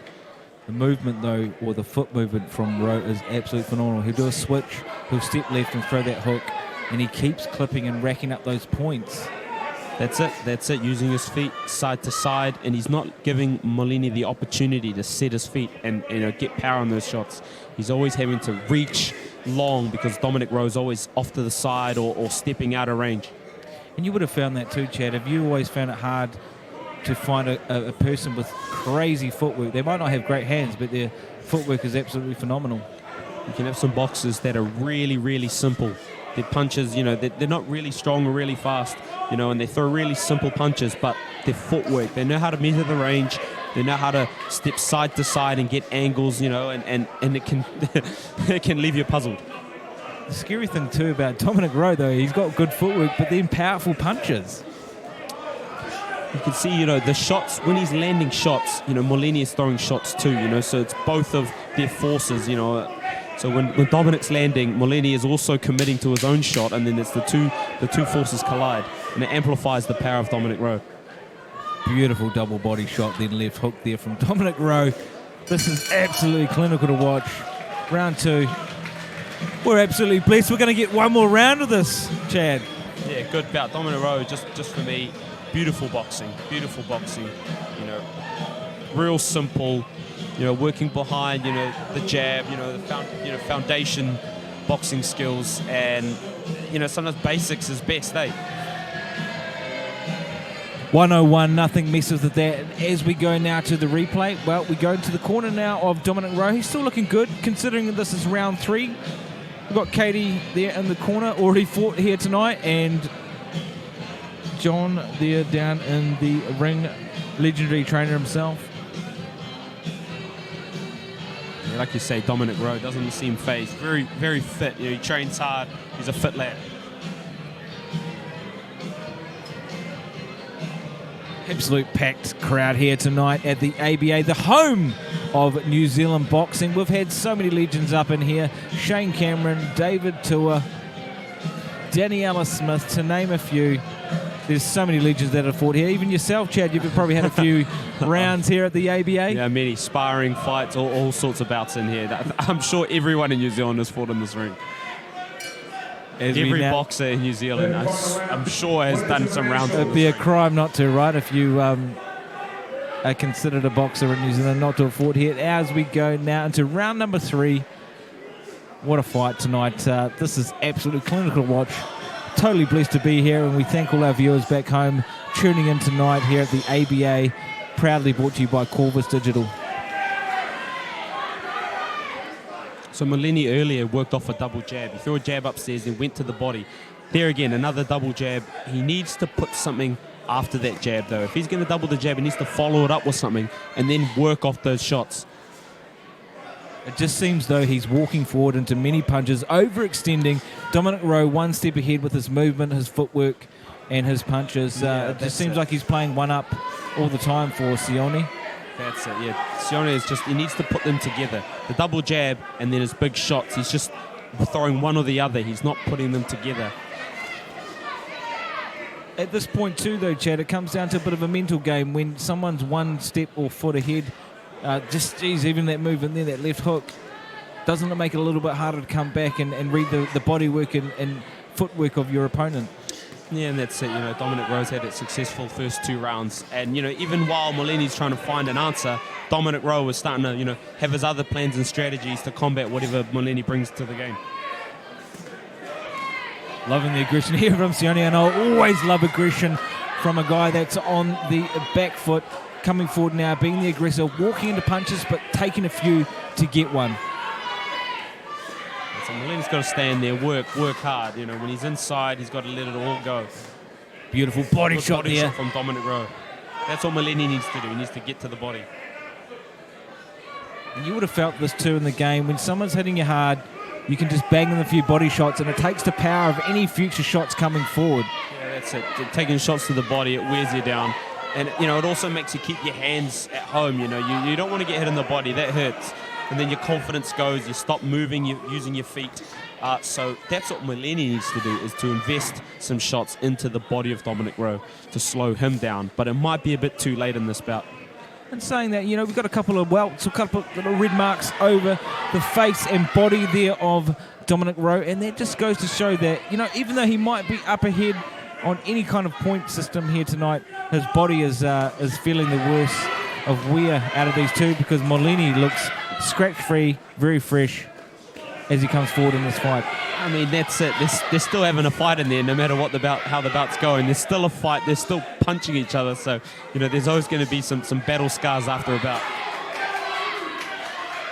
Beautiful movement there from Sione too late in the round, getting in the way of that punch.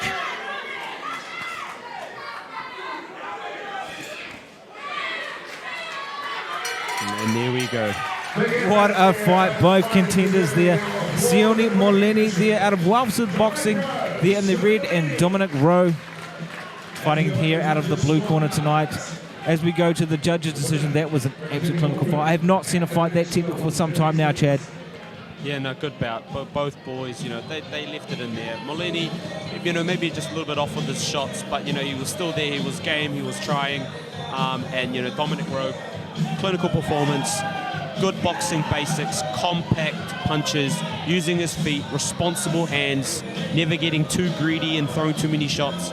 Just yeah, good display of boxing skills from Dominic Rowe. Nice little mouse there too over the right-hand eye of Dominic Rowe. Yeah, that's it. I mean, there was a few moments when both boys got him really close, and sometimes, you know, that forehead can stray, and you can cop a few little headbutts. They're not on purpose, but sometimes you can smack heads.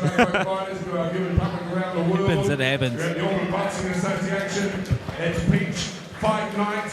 Ladies and gentlemen, Sione Molini and Dominic Rowe. The judges have scored the contest unanimously, and the winner from the blue corner is Dominic Rowe.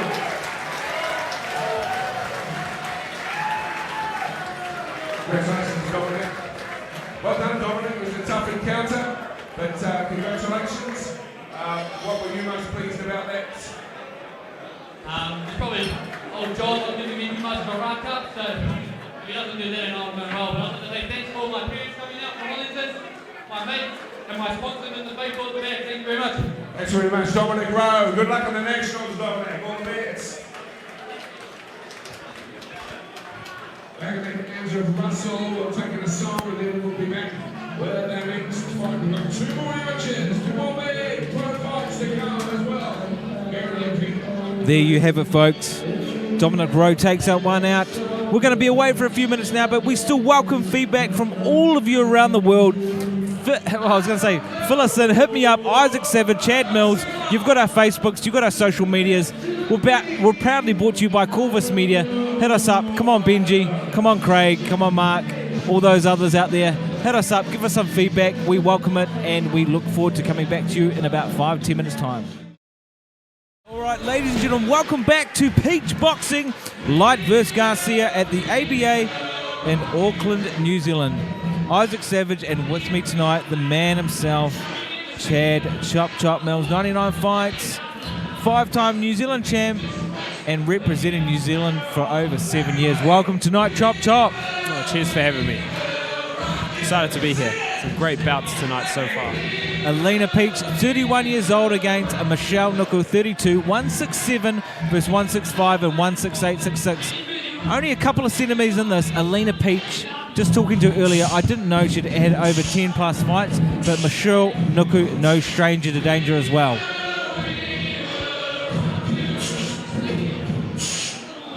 Also being the wife of Isaac Peach, she would know how to throw a 1-2 left hook. Isaac Peach, a very formidable boxer back in the day, Chad. Isaac Peach, a very formidable boxer back in the day, being the husband of female fighter tonight, Alina Peach. Oh yeah, no stranger to this game. You know, he's thrown thousands of punches in the ring himself. You know, New Zealand champion. You know, he's done it. He's mixed it up with some of the best that New Zealand's had. 60 kilogram female division. This amateur content, 3 3-minute rounds, and our judges for this contest is sitting in front of them. Let's go to the blue corner first, and boxing out of the Tauranga Boxing Club. Aucklanders, make her welcome to the ABA. This is Michelle Nuku. This is a rematch after fighting last month. Both the Wahine and to pull out the opponents, that is, and so they meet again. And I know you'd like to welcome her to the ring. Fighting out of the red corner of the red and white up Peach Boxing. This is the one, the only, Alina Peach. Dale there with a very ecstatic announcement. Alina Peach, coached there by her husband and, head coach of Peach Boxing, Isaac Peach, always looking like he wants to get in the ring himself, Chad. I'm sure, but, he's there, he's in the corner now, he is guiding, the younger generation in the ring, and for this bout, his wife. I'm looking forward to seeing this, and I bet everybody at home is too. Alina Peach there in the red against... Michelle Nuku there in the blue. Both girls coming out swinging. Talking to Alina earlier, she was such a calm person. Now coming out here, an absolute animal. Yeah, it's that opportunity to let some anger out, eh?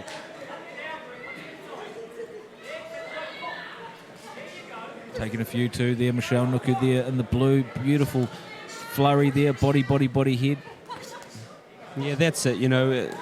Good work from Michelle. On the inside, flurrying to the body just makes your opponent a little bit uncomfortable, as well as, looking active in the clinch as well for the judges.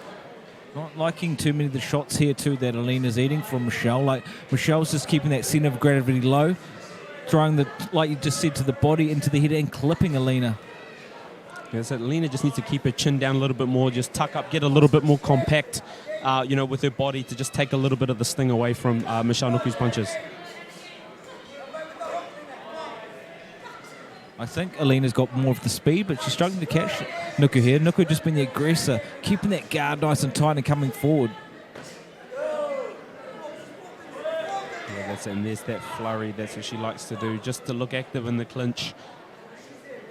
Bit of blood there too already from Alina, but I think that could have just been a cut or a... clash of heads perhaps might have just... They've been up close and personal, and, sometimes... that head strays into your face.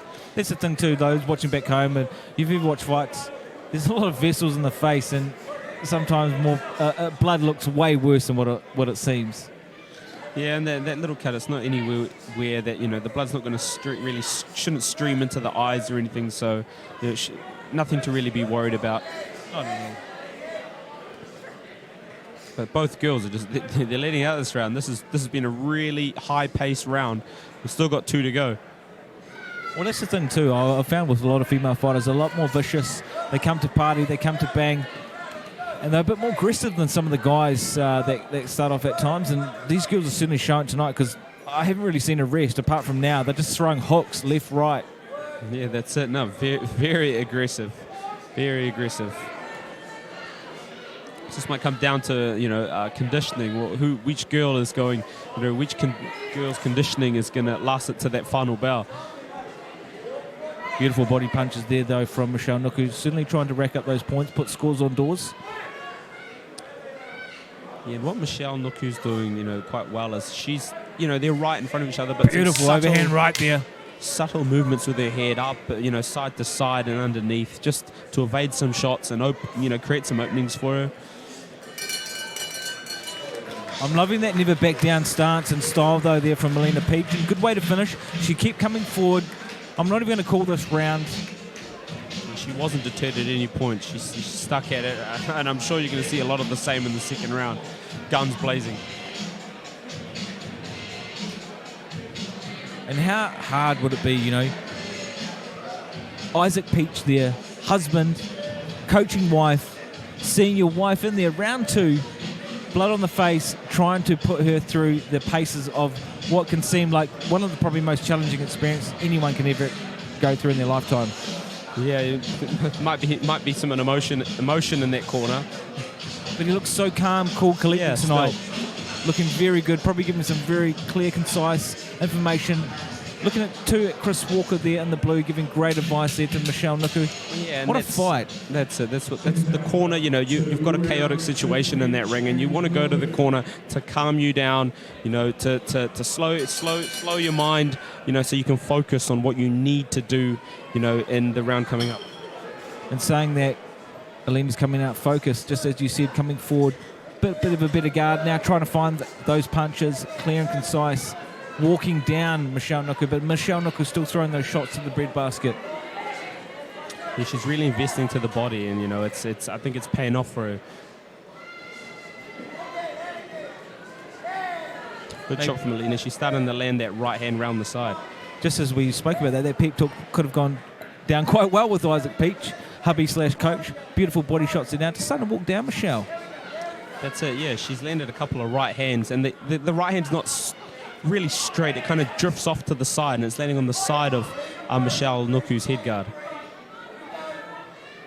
I'm still liking that tight guard though, Michelle, but she just got taken off guard there from a punch from Alina. And Alina coming forward now, just finding a few more shots and landing home with some of those punches and bunches. Yeah, that's it. Perhaps, the conditioning is what's gonna be the difference between these two girls.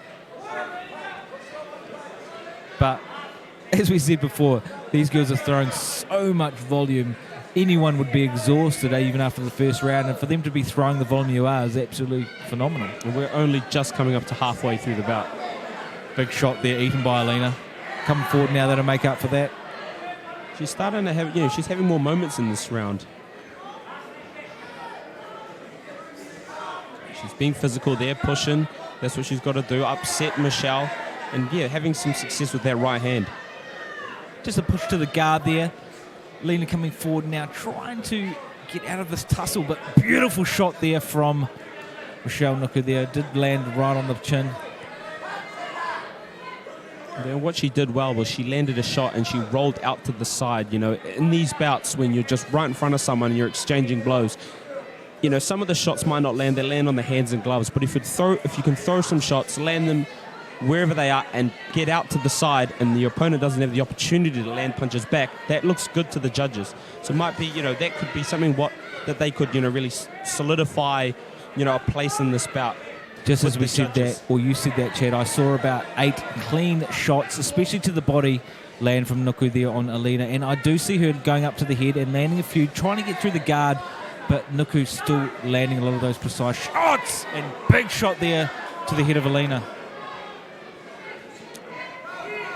Alina just needs to tuck her chin a little bit more when she's throwing shots. She's leaving her chin a little bit high when she's throwing her shots out, and just giving Michelle Nuku that opportunity to come over the top with some of her wide punches.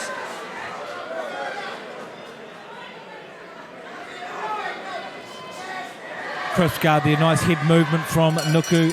Beautiful round and finish from both girls there. Moments ago, you saw some of that emotion coming out in Isaac Peach.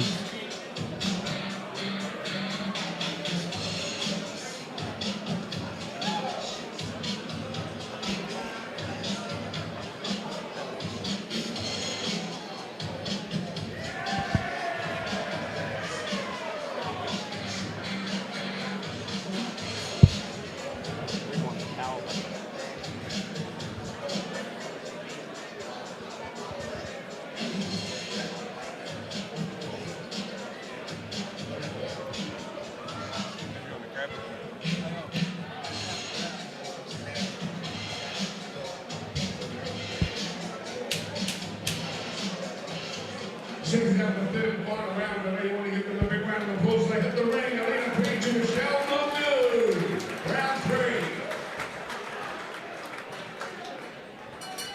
3. Here we go.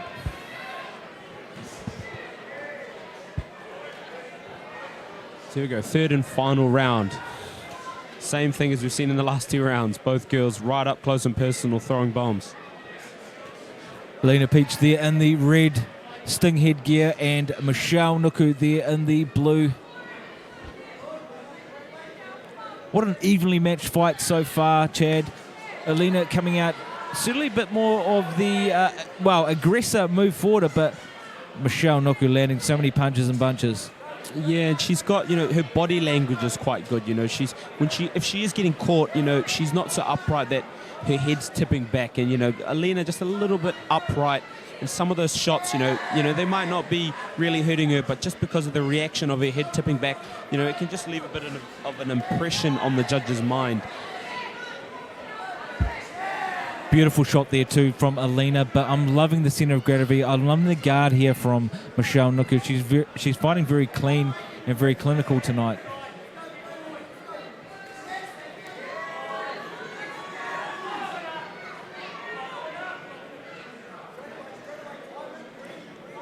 You know, Felina sort of started to invest in the body as well. She's throwing a lot of her shots upstairs. She went to the body and came a little bit up the middle, you know, with some uppercuts. Because Michelle Nuku, as I was saying before, she's quite compact. You know, she's not upright, but she's down low, and that gives you the opportunity to land an uppercut right up the middle, you know, and you can land it right on the back, right on the nose. You know, and if Elena just take advantage of the stance of Michelle Nuku. Well, that's the thing, Chad, too. If Alina, too, used a bit more distance, she seems like the faster of the two. If she just stayed a little bit more on the outside and moved to the left, she might be able to outbox Michelle tonight, but she just stays in the pocket with her, just trying to trade and bang until one person goes down. Yeah, I mean, you know, boxers box to their styles, and you know, it might just be something that she just isn't accustomed to. So, yeah, she's doing what she does. She's especially at this point in round 3, you know, you often default to what's your habits, and perhaps that's what it is to fight. And what a fight it is. Like I said, sometimes, and a lot of the times, the girls throw harder than the guys. They just stand and bang. They've got a different aggression, a bit of a different viciousness. Oh, big right there. Speaking of viciousness, right? Take no prisoners. Just as I said that, boom, she's coming out, smashing the guard there of and landing Nuku. a few shots too. Maybe a guy would have held back in that situation, but don't say that to Alina Peach. She's going to try to take the head off Nuku. And there we go, and there was some space between them. Alina walks forward, gives her the nod, you know, let's go, let's finish this. 10 more seconds. True Peach style there. These girls are standing and banging, leaving nothing for the road home. What a fight, Chad. Yeah, you can't say that, you know, they held anything back. They left it all in the ring. And what more could you want from that fight, fans? Give us your feedback, give us your thoughts. We're happy to hear your thoughts on that decision and previous decisions and even commentary tonight. Give us feedback, tell us what you want to see, tell us what you want us to say. But take nothing away from these two ladies here tonight. That was an absolute barn burner and a true representation of how New Zealand women like to throw down. Yeah, good bout. The Peaches corner seemed quite pleased, you know, smiles around. Perhaps, you know, they got some confidence going into this decision.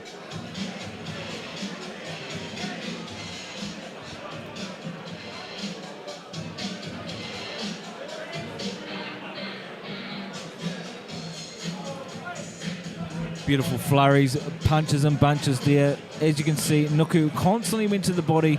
Alina Peach trying to battle her again at times, but not always meeting her in the middle there with all those punches and bunches to the breadbasket.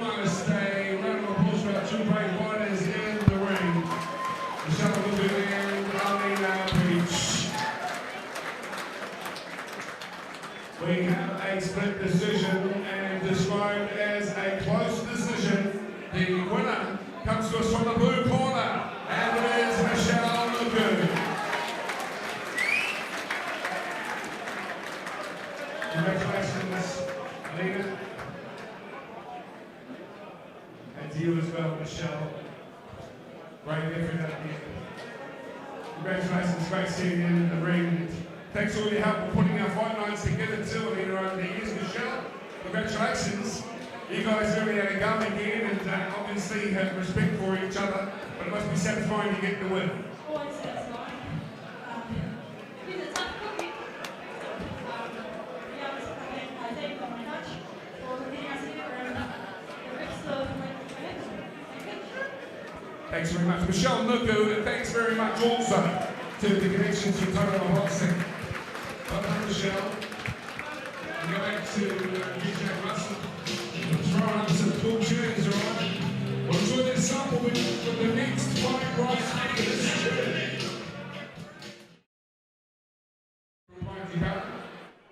Corners are ready. Linesmen ready. Ball boys ready. Are you ready?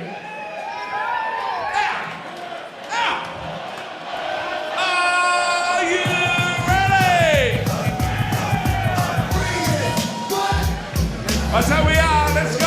And welcome into the ring, our fighters for our amateurs for the night. Jerome Babylone, Francis Whiteye, come on down! Make the streets I'm Isaac Savage, and with me tonight, 99 fight experience, New Zealand, sorry, from the New Zealand team represented over 7 years and 2014 Commonwealth champ, none other than Chop Chop Chad Mills. Sorry, man, I'm losing it. It's getting late on the night. It's been a long night, yeah. Past your bedtime. Yeah, it is actually. You know, I'm getting old these days. And, hey, without further ado, though, this is a fight worthy of a main event, and people are getting their money's worth. Jerome Pampaloon against Francis Waitai. As we now go to tail of the tape, Francis there, 24 years old, against Jerome, 23, 182, 183, 180 centimetres, 183. Both these guys are so well matched, Chad. Yeah, no, they are. Francis coming up in weight, you know, he's previous to this he's been boxing at middleweight, so he's coming up to the light heavyweight division against Jerome, who was a natural light heavyweight. So let's see how that plays out. Peach boxing there in the red for Jerome Pampaloon and Francis Waitai out of Never Surrender. Both gyms very formidable, very well respected. This is going to be an absolute slugfest, barn burner of a fight. I'm looking forward to this one myself, Chad.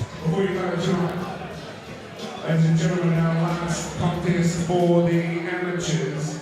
Thanks once again to all the connections, including Ines Schuster, the supervisor on behalf of Boxing New Zealand and the ABA, Dr. Cherie ringside, our officials, Jack Tilavano, Senator Butler, Tyler Moran, and our judges, Steve Morgan and Dennis Abriama Downs. Ladies and gentlemen, we come to our last amateur contest, and I'd like to welcome into the ring for this fight, 81 kg, elite male to be fought over 3 rounds of amateur fighting. Welcome from the Never Surrender Gym in the mighty town of Thames. Gentlemen, please make welcome Francis Waitai. Never Surrender. Now his opponent fighting in the black and white red trim out of Peach Boxing is the current New Zealand light heavyweight champion. He goes to Russia next week to compete in the World Championships to begin the qualifying process for the Tokyo 2020 Olympics. Thank you to all of those who contributed towards the fundraising to get him there. They have raised all of the necessary puja to send him across to Russia. Ladies and gentlemen, please welcome him for this amateur contest out of Peach Boxing, Jerome Pampaloon. There you have it. The crowd is with him tonight. Jerome Pampaloon just coming over a fresh win overseas. However, Francis Waitai not going to make it easy for him tonight, Chad. No, he's not. You know, he's a southpaw. Actually, you know, he's a lefty, and he's a well-schooled lefty. He knows how to box that game. He knows how to use his range. You know, he's pretty clever. You know, he's patient, and he picks his shots. Coming into the light heavyweight division, you know, let's see how he carries the weight. Also mentioned before, Jerome going to the World Championships. You know, that's going to be an awesome experience for him, boxing the absolute best in the world in a tournament format. You know, it's luck of the draw. You walk in and you fight. You know, it can be anyone. You can fight anyone. And look at the composure and style of these two at the moment. I've never seen a crisper fight tonight. Just both boys coming out the tight guard, the feints, the jabs, the pouring away of jabs. Very clinical, very technical. Look at the way he's just pouring off those jabs. You said too, Waitai's coming to this fight a little bit lighter of the two. Yeah, that's stepping up a weight. He's, you know, previously he's been at middleweight. Perhaps he's made the step up to light heavy. You know, he's getting a bit older. He's getting a bit heavier, more muscle mass. Maybe he's come up to this light heavyweight division, or maybe just for this bout he's making the step up. But at times we see guys that do step up weight and they look a little bit out of category or out of depth. He looks like he should be in there. He doesn't look outweighed at all when he's standing there against Jerome Pampaloon. Yeah, you know, he's pretty tall himself. You know, I can't remember who's taller and short out of the two, but yeah, you're right. You know, he's tall. He looks about the weight. And you know, so far, I mean, very early, it looks like he should be hanging in there. Looking like a bit more of the technical boxer out of the two, but Jerome just looks so composed. You know, regardless of the technical experience, he just looks like he's in control.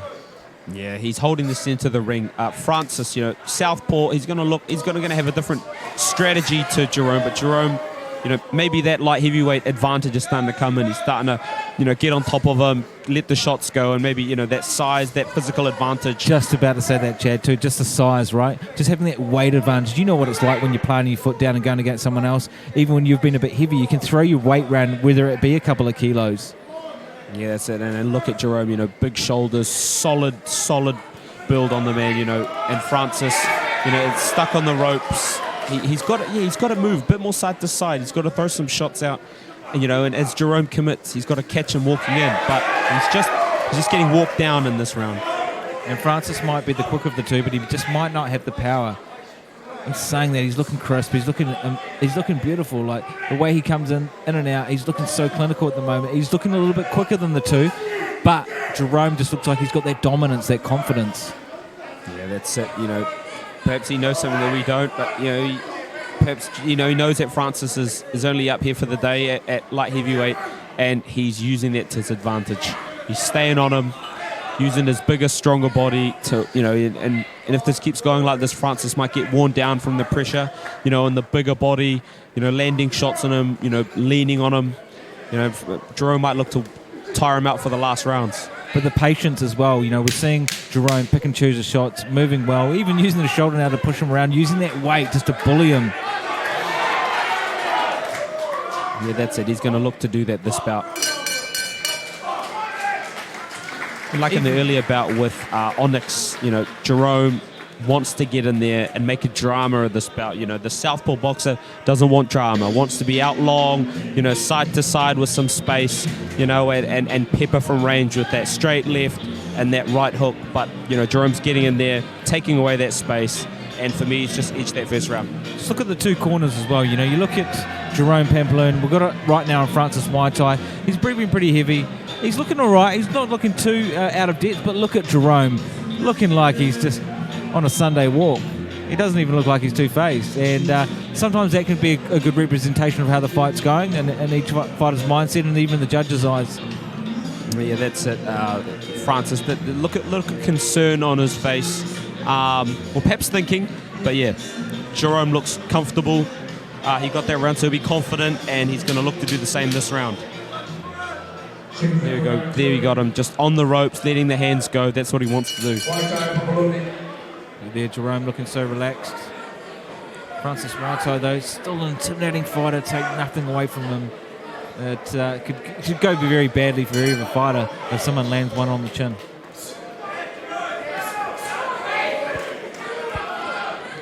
Francis just not letting his hands go. Perhaps he's felt some of the power of Jerome, and he could just be a little bit wary of those shots. That some of that power can be a little bit intimidating. You don't want to take the risks if you've been caught with a good shot. Your confidence goes down. Perhaps he's felt one of those in that first round. I did see that bit of a caution too there from Francis Waitai. He's got that guard up, and too, like you said, when your confidence is knocked and you're a little bit weary, you might not be as comfortable throwing and standing and banging. And Jerome just looks so comfortable. He doesn't mind taking a hit. Yeah, well, he hasn't really been caught with any big shots yet from Francis, so he has no reason to be afraid. Whereas Francis has copped a few on the ropes. He's going to be a little bit wary, and he doesn't want to let his hands go in case a shot comes back. But he's got to stay in the center. He's got to stay in the center, and a few times you've seen him. He's stepped in. He's smothered the shots. That's what he's got to do: land shots from range, and then get inside and smother the shots, and then wait for the referee to break. For those watching back home too, as I talked about the body weight or disproportionate size before, you can actually see it a little bit more now on the TV screen that Jerome is slightly more muscled, slightly more heavy. Like you said, Chad, earlier, heavier in the shoulders. And that could be, taking advantage for Jerome here when they're getting in the clinch and him pushing around, being able to throw Francis Waitai around. Yeah, and that's it. In those clinches, when you've got a bigger person throwing you around, it's really tiring to try and match them for strength.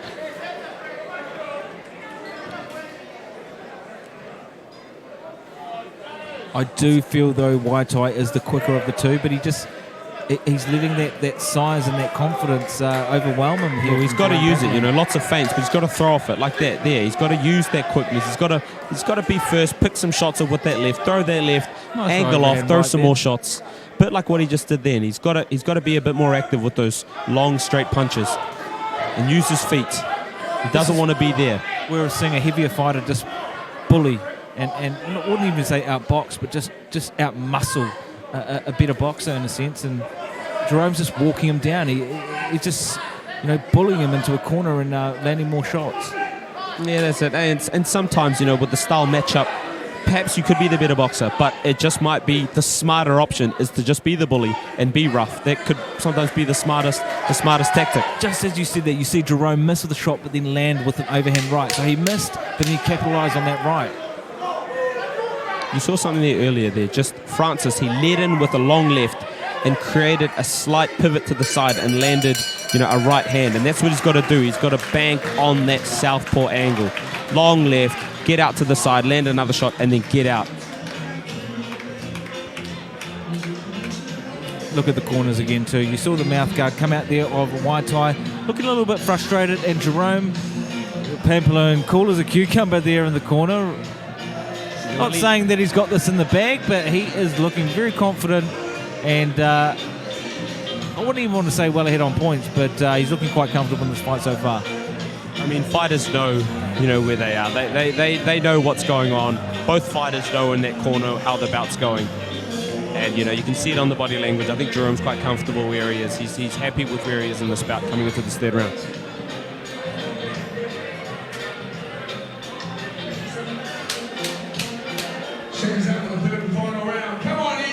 Bit of a replay here now. Francis Waitai doing his best to stalk down the prey of Jerome Pampaloon, but Jerome Pampaloon being the heavier man tonight, using his weight as an advantage as we go now to round 3.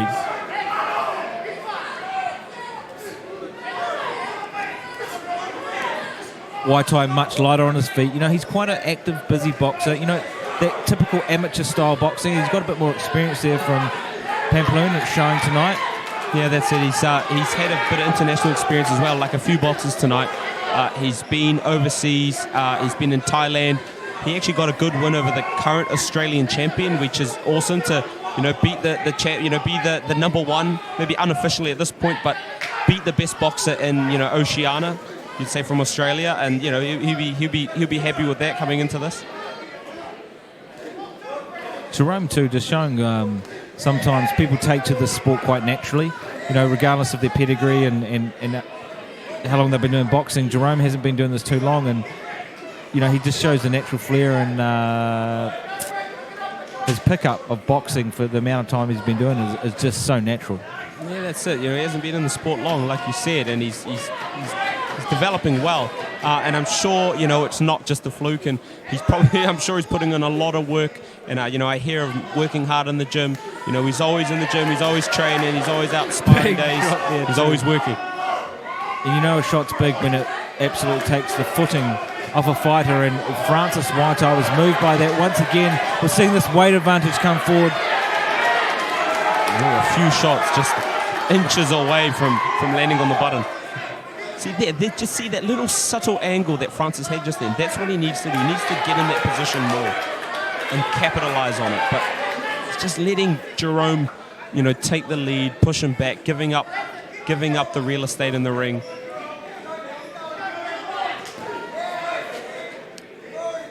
It's like getting out-muscled here now. Here we Jerome go. just pushing right forward. Hook.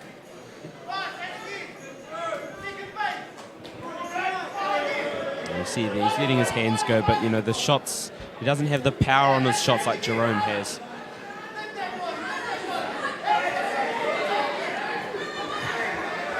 Beautiful 1-2, then steps back. Francis Waitai now coming. There we go. Angle off and come through. That's what he needs to do. He might just be a bit late.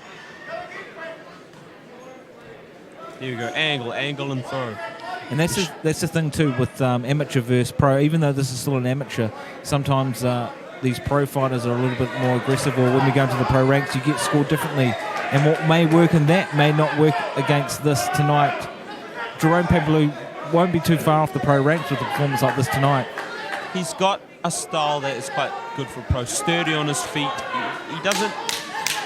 I mean, if he goes to the pro ranks, which I'm sure he will later on, you've got to refine some of your shots, and you've got to pick your shots a bit more and your pace. But sturdy in the feet, sturdy shoulders, controls the center. He doesn't waste too much with his foot movement.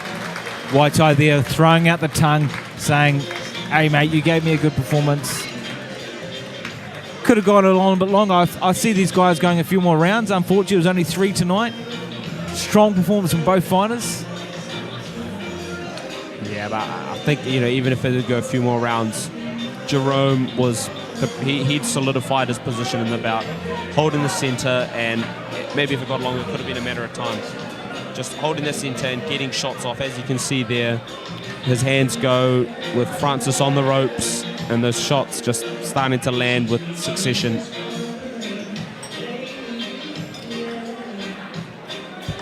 Well, as has been the case all evening, as fight fans and sports fans, we'd like to congratulate all brave enough to step into the square circle. Ladies and gentlemen, could you give them a big round of applause, please? Both fighters, Francis Waitai from Thames, Joe Papaloni, proudly from West Hawks. The judges have scored this a unanimous victory, and it goes to the red corner and Jerome Papaloni from Beachboxing. Off to Russia next week with all our support to compete the World Championships and the qualification process for 2020. Jerome, say a few words tonight. Hang on a second, everyone. Jerome's just going to take his corner. I'll thank everyone for the support. We've been training hard and for Francis for another half fight. Yeah. All the best for the rest of the Peach Boys tonight. Thanks very much, and obviously you're looking forward to this chance in Russia and to get through to the Olympics, all going well. Who would you like to thank for helping you to get there? Oh, it's a big team, we made thank Isaac, Bob, all the Peach Boys, especially my family and my girlfriend also. Everyone makes support. Thank you. Thank you. Jerome Papaloni is representing us. Big shout out there to Jerome Pampalone taking out Francis Waitai tonight. Francis Waitai stepping up, take nothing away from that warrior. He stepped up another weight category, taking on a very formidable fighter, Jerome Pampalone, who's on an absolute torrent at this stage. We are now getting ready for the co-main event. Shout out to Craig Thompson. I love your comments. Not all of them, but some of them might get through, some of them won't. Craig. But I'd love to see you take a body shot from Chop Chop. We want to see you take a liver shot there from Chop Chop Chad Mills. So welcome there the next couple of weeks. Craig Thompson, those cheeky comments, get out of here. Just watch the fights. All right, ladies and gentlemen, here we go. The co-main event. Welcome to Peach Boxing, Light vs Garcia. We're at the ABA in Auckland, New Zealand. Isaac Savage joined with me as well. Chad Chop Chop Mills. Welcome tonight, Chad. Cheers. Thanks for having me. Nick Taylor, the tallest middleweight boxer in New Zealand, made his pro debut against Joshua Hathley, defeating him. He's fought over 60 times in kickboxing. He is a formidable fighter, long, rangy guy, and it's going to be an absolute challenge for him tonight against the vicious, as always, Andre Mikhailovich. But Nick Taylor, no stranger to danger, 60-plus fights. How do you think this is going to go down, Chad? Oh, well, yeah, looking at him, he is pretty tall, and Andre isn't really that short, but Nick Taylor is taller than him. And I think most of his bouts that Andre's had, his opponents have been shorter, so he's going to have to make the adjustment against the taller boxer. And also, Nick, being a kickboxer primarily, with limited boxing experience, he's going to have different kind of timing, different movement, different range, and it could prove to be a little bit awkward maybe for Andre early in the bout. And Chad, have you ever seen a taller middleweight in your life? He's as tall as Tyson Fury almost in there tonight, Chad. Nick Taylor coming in well over 6 foot. Boxing, Andre, the Renegade Mikhailovich. Here we go.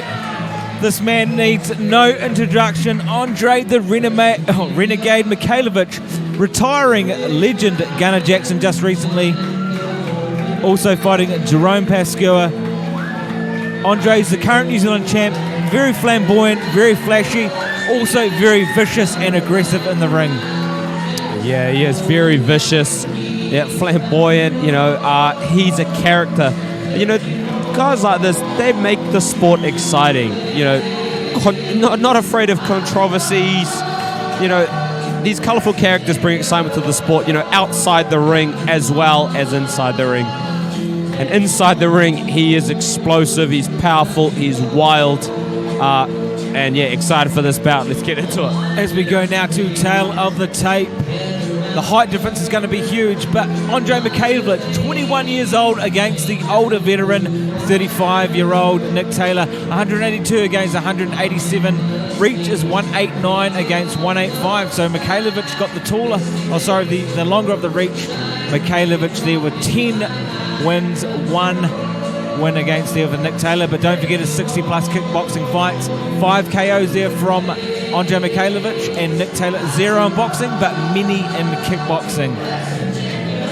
Yeah, maybe only 1 boxing bout, but those 60 kickboxing bouts, they mean something in there. There's experience, inside the ring.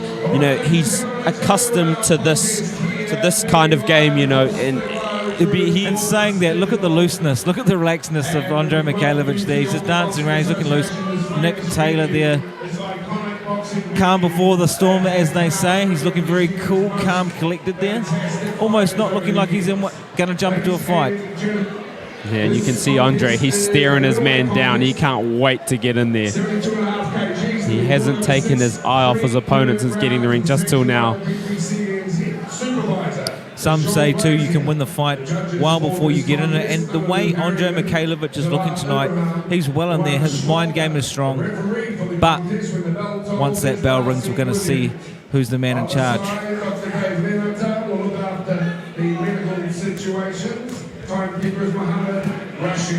Let's go to our fighters. We start in the blue corner. He hails from Otago, ladies and gentlemen, with a wonderful fight career in the deep south. Could you please make a welcome to Auckland for the first time of this contest? Put your hands together, please, and welcome Nick Taylor.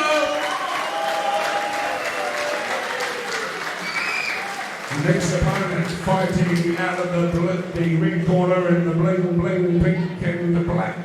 Ladies and gentlemen, he has a record of 10-0. He is New Zealand middleweight champion. He beat Gunnar Jackson last month.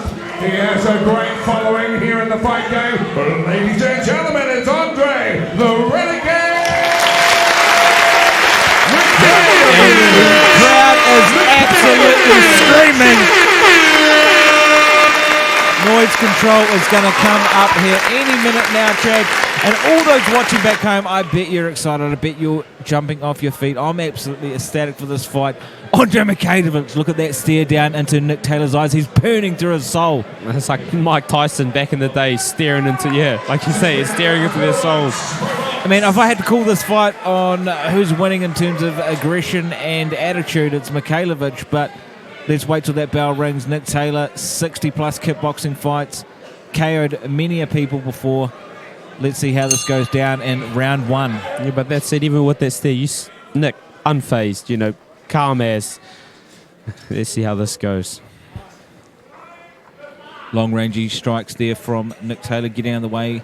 Feinting too. He might be almost, 12 to 14 years older than Mikhailovich, but experience against youth here tonight, Chad.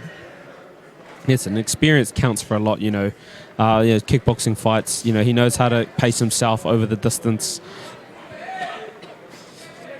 And Andre sometimes has been known in the past to be, he come out like a bull in a china shop. He comes out guns blazing, sometimes throws caution to the wind. But in, some of his later fights lately, he's been a lot more collected. He's boxed behind the jab. He's been patient at times.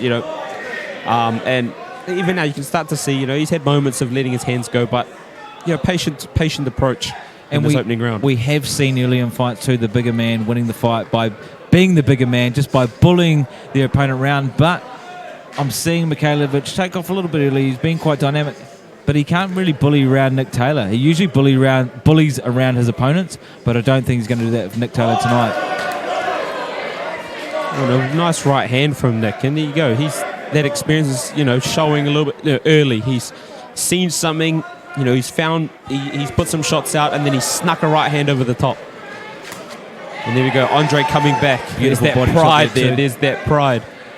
Big and a shot there big from right hand. Mikhailovic. Nice body too. And that's the thing too about a tall, rangy fighter. They might hold their guard up, but that leaves his breadbasket exposed there for Mikhailovic, and he's going to capitalise on that tonight. Yeah, and Andre is quite a big puncher, you know. A few years ago... Oh, and there big goes that shot! left hook. Big shot there from Mikhailovic.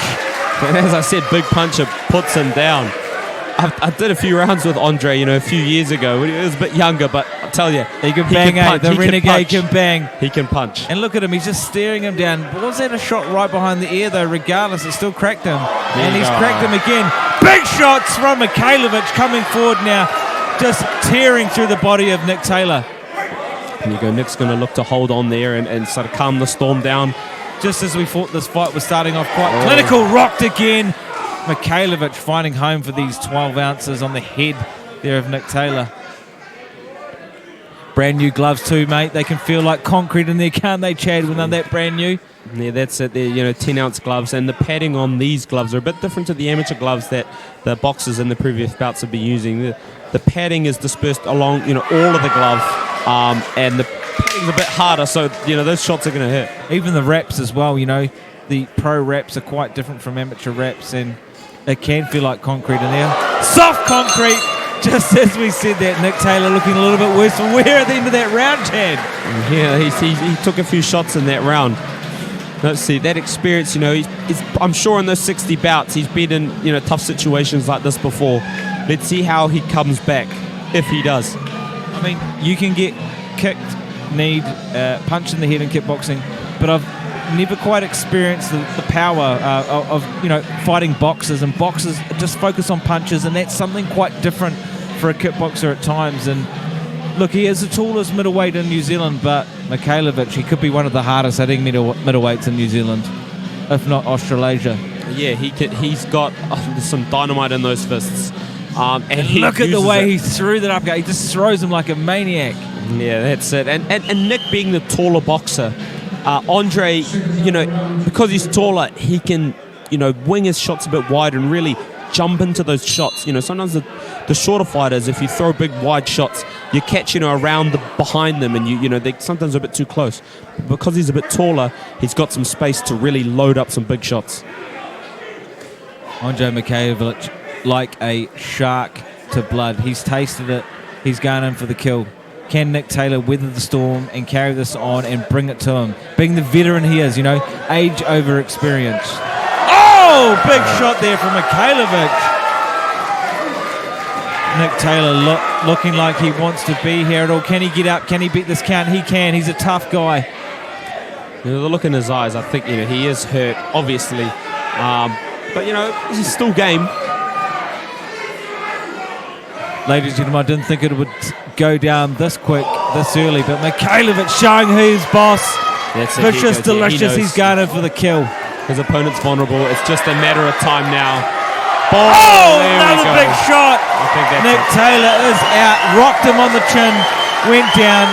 Mikhailovic showing who is the middleweight king, the boss, the champ. Power punching for Andre. Huge shots. Big round of applause for Nick Taylor as well, everybody, and Andre. NZ middleweights, put your hand up if you want to go in there with that. I'm not sure anyone wants to anytime soon. After that devastating finish here from Mikhailovic, throwing things with venomous and vicious intent. There you go, sequence of shots, and where there that left hook is coming, that finishing blow. Bang, and there it is, right on the chin. Beautiful replay here from Corvus. Big shot, massive knockdown. Take nothing away from Nick Taylor. You know, he came in tonight with the experience. He came in very composed, but Mikhailovic just looked like he was one step ahead, ready to go, not even wanting to waste too much time in there tonight. Yeah, and that's it. You know, he's a pure boxer. You know, he's boxed as an amateur. You know, and now he's also had, you know, those 10 pro fights coming into this. Just more experienced in this game, focused. He's looking like he could go again. He wants to go a few more rounds. Oh, there he is. He's looking up here. He's looking everywhere. He looks like he could get another 10, Chad. I'm sure he's been training hard for this. So yeah, he's, you know, probably Probably could. There he is. Look at him again, stalking his prey, coming in right, and then left to the chin, knocking out Nick Taylor here tonight. Oh, pitch a perfect Clinical left hook. shot. And that's a punch worthy of a highlight reel.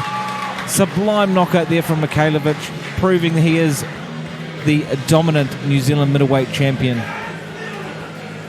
Nick, can you come on up and just get this official part done?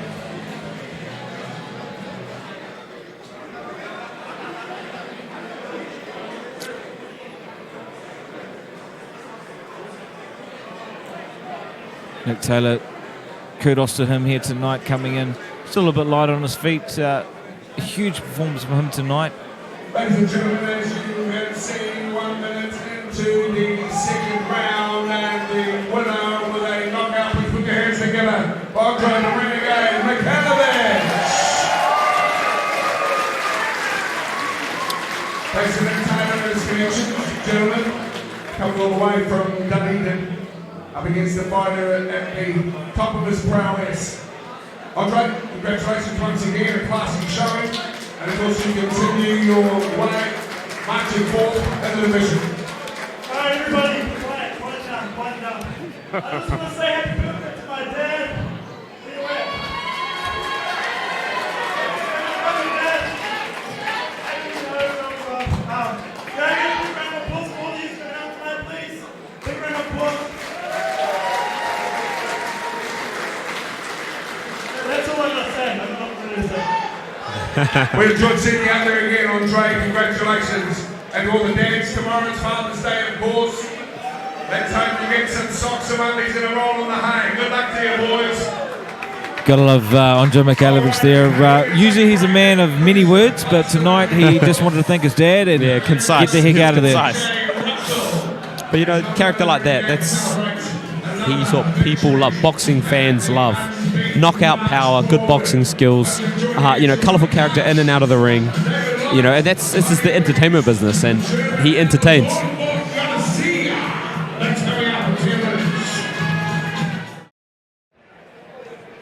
Again, I'd like to acknowledge all the former officials from the ABA who are here tonight.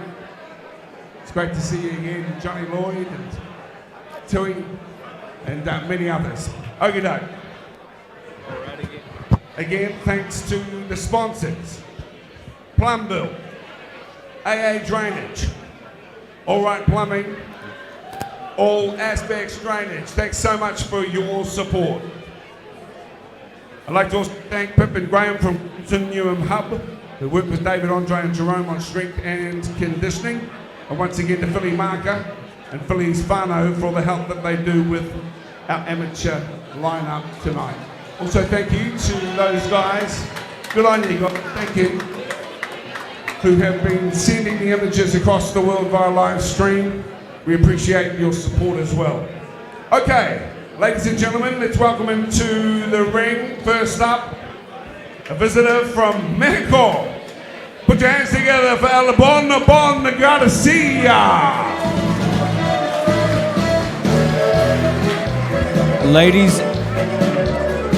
Ladies and gentlemen, welcome to Peach Boxing, Light vs Garcia at the ABA in Auckland, New Zealand. Isaac Savage joined with you, none other than Chad Milnes. Chop Chop, welcome here tonight. Cheers, thanks for having me. Here we have German Garcia. He's #1 in Mexico as a cruiserweight. This is only the second time he's fought outside of his home country. He's hoping to break the top 100 tonight. 7 KOs. He comes heavy-handed, and he probably doesn't want to go home without a loss. Chad, this is a tough fight tonight for David, the Great White Light. Yeah, it is. And I mean, look at that flag. It's Mexico. They are known for being tough. That's their #1 sort of attribute, is their toughness. And with 7 wins all by KO, he can also punch, or at least his record suggests he can punch. So that always throws a bit of an excitement factor. Stay glued to the screen. You never know what's going to happen. In the blue corner, and now, ladies and gentlemen, please Put your hands together and welcome into the ring, David the Great White Light. Welcome to the ring now, David Light, the Great White, current WBO Oriental Champion, WBF Intercontinental Champion, and PBC NZ Champion. He's currently ranked 15th in the WBO, and his recent win over Mark Bam Bam Flanagan. What a fight that was.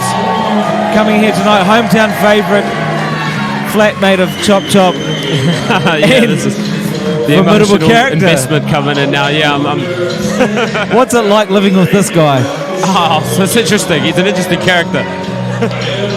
Here we go, tail of the tape, Great White, David Light, WBO Cruiserweight Champ, 27 years old against the older 31-year-old Jaman, 187 centimetres, 186 versus 185, very close in reach and height, 13 wins, 7 wins for the Garcia via KO. This is a professional And 8 KOs there by the Great White. So even though the Great White has had more fights, only one more KO than Garcia, one loss, both boys can bang. Sanctioned by PBC NZ supervisors John Glazier. The judges for this contest, Amadou Harriman, Jalal Abraham, Luana Schwalga. The referee for the fight is Arlen Batu. Dr. Dave Levin to sideline, and also timekeeper Mohammed Rashid. Ladies and gentlemen, let's go to our fighters. And he is visiting Auckland City for the first time from Mexico.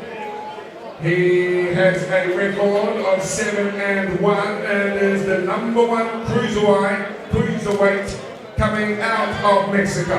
Please, could you put your hands together and welcome from the blue corner in the colors of Mexico, the German, Le Bon Bon Garcia!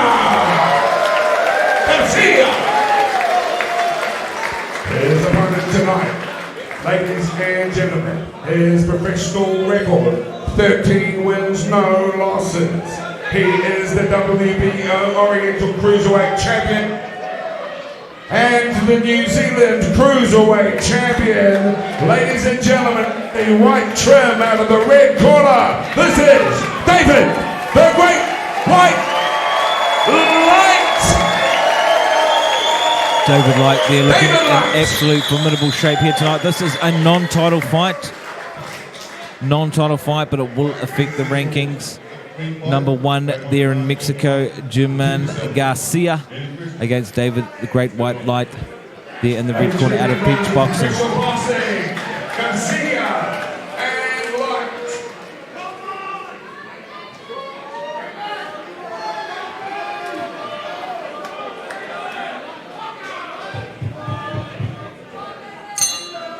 And here we round go. #1. So David, often likes to secure the center of the ring and come out and, establish the jab. He's got a really fast, really snappy jab, and he's going to want to look to set that jab up, find the timing, find the rhythm, and then start to work off it, off a tight defense, start bringing all the other shots around. Particularly, he's got a really fast, powerful right hand. You talk about the speed too, and David Light just looks about 10 light years ahead of Garcia here tonight. I mean, I don't know if Garcia's just trying to ease into it and be relaxed, but he soon said it better step it up if he wants to go the distance here with David Light, because coming out of that sort of pace against David Light's not going to do him any favours, Chad. No, it's not. But, round 1, they've got to settle in. They've got a few rounds ahead of them, so... save the energy, and so later on, when he needs to use it, he can, put his foot on the gas. I don't like the way that Garcia's taking these punches, though, so far. David Light's popping these out, and he seems to be landing things quite early, even popping one in the chest, which gave Garcia a slight... that's it. Commanding jab. Now that he's landing that jab, everything else just works off it. While Garcia's sitting there and he's thinking about the jab, the other shots are hitting him as well.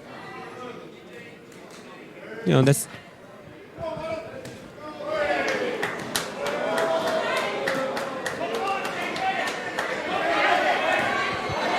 Bit of movement here now from Garcia. I told Well, like I said earlier, he's going a bit slow, but he's coming out heavy now, but not too much there for Light. He's just taking these, he's taking him on the chin. He's all right. He's hanging in there. That's it. But he can't be taking too many of those shots. He can't be taking those shots. Taking a few now. That's looking a little bit worse for me. I don't like what I'm seeing here now from Garcia. So I'll land a few now on David Light. They're trying to be unbiased, but, you know, I'm on the edge of my seat here. I'm not liking what I'm seeing here from Gus. Well, I am, but I aren't, because he's actually starting to rock our Kiwi favourite, our hometown hero, and David Light's looking like he's in a bit of trouble. So we're coming up to the end of the round. You know, Garcia's just spent a bit of his energy. You know, he might slow down. This could be an opportunity for Dave to sort of steal back the round and land a couple of good shots. That's it. See, Garcia's slowed down a bit. You know, he's shot a few bullets. Very inconspicuous here of Garcia. You know, he's not looking in the better in shape of the two, but his punches are obviously landing, and they're very heavy, because David Light's looking a little bit heavy on his feet after this performance here from Garcia. Yeah, a few too many shots landed in this opening round for David Light. That's a straight down the middle. Nice shots there from David Light, and not that we want to favour one of the two, but beautiful round here from Garcia, really upsetting and rocking the hometown favourite. Yeah, and I mean, you know, coming from Mexico and it being here in New Zealand, you know, he's going to have to do, you know, those things. He's going to have to upset, you know, the hometown. He's got to really emphasise, you know, his rounds. Otherwise, you know, sometimes the judges just look at the hometown boy, you know, so he's going to have to really come out here and steal it off David Light.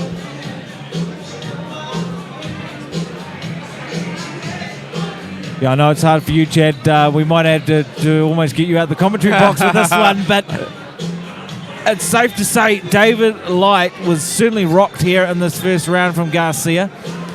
We were talking about Garcia not being that really reactive or punchy to shots, but then he came out with punches and bunches and certainly started rocking the hometown hero, David Great White Light, here tonight.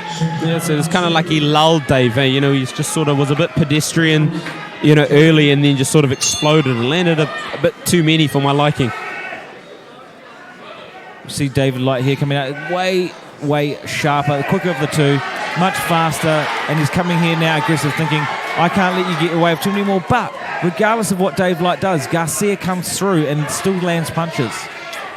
Yeah, that's maybe just a little bit too static there from Dave. You know, he's standing a bit upright, but there we go. He's starting to find his moments. Garcia's, you know, sitting in that corner, and you know, Dave should take an opportunity, you know, and land his shots. The crazy thing about Dave too, he's been in with some of New Zealand's biggest heavyweights. There we go. Nice. He's landing that right hand right Beautiful on the temple. uppercut there, landing there on the Garcia. But Garcia says, yeah, that's okay. Come again. Gives him a nice right. There's that Mexican heart there, right? They're tough. This is what he does. This is what they're known for. They take pride in their heart. There we go. Shots there from David Light, coming forward, uppercuts, body punches. Garcia pushing him off though. And it may not seem like Garcia's doing much or throw much, but his shots are landing and they are heavy. You know, and you know, like we said before, they're smaller gloves. And, you know, even if these shots land, you know, on the gloves, you know, you're still absorbing that force from their punches. And, you know, 7-0 with 7 wins, 7 knockouts. Obviously, he's got some pop in those hands. Well, that's the thing too. Being from Mexico, there's a higher caliber, law of averages. There's many more fighters over there. He's getting in the rounds with some experienced fighters. And now he's starting to unleash a bit. Now coming out on David Light, definitely the quicker of the two, throwing it. This is one of David's hardest fights to this date. Yeah, I mean, Mexican's tough. And you know that Garcia, you know, I'm sure he's come in shape, and he can be there from start to finish, you know, unless you take him out, he'll be right there throwing to the final bell. The beauty of this as well, we never see David throw and the other person stand and bang with him. David Light throwing everything at the Mexican, but the Mexican just standing there, shoving him off, throwing and standing and banging with him. This is an absolute barn burner. Yeah, this is a good fight. This is truly a fight. So David needs to get back to the jab, I think. Get back to the jab. You know, he's got faster hands. You know, he's quicker off the mark. You know, work off the jab again and then follow up with his power punches after that jab. A good point you raised, Chad, because if you're on the corner of him when he comes in rounds, would you be saying stand and bang or jab this Garcia out?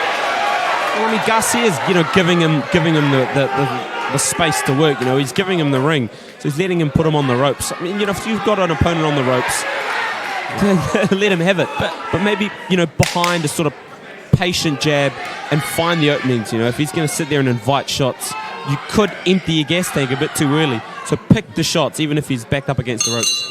But let's be honest, David Light, he loves to stand and bang, regardless of what someone may say. It just looks like he loves to brawl.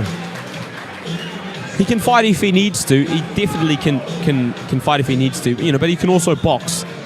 You know, when he boxes as an amateur, he used his feet a lot. He moved side to side. He moved his head a lot. He was quite, you know, awkward even. You know, he was a hard man to hit. And as he's, you know, transitioned into the pro game, you know, he's left some of that maybe unnecessary movement away to sort of conserve energy. But you know, he can box and he can move. Also, too, you know, fighting someone of similar height, it makes it that much harder. When he's fighting these bigger guys, he's that much quicker. He can use his angles. Tonight, these guys are at the same height, so he's just trying to stand and bang and be in the pocket with them. Yeah, so like in his last bout against Flanagan, you know, Flanagan was a little bit shorter. He could utilize that long reach. But, you know, same height, so they're both within firing range, you know. The crazy thing about Flanagan, though, he seemed a little bit sharper than Garcia, but Garcia seems like he's got a bit of ring craft and experience that's so much different from Australasian fighters. Yeah, that's it. You know, Mexico, you know, different countries have different boxing styles. You know, and those subtle differences always add up. And for those watching back home too, I mean, the purists will know, but there's just little things that the Mexican's doing. You know, the feints, the pushes, the way he's moving tonight.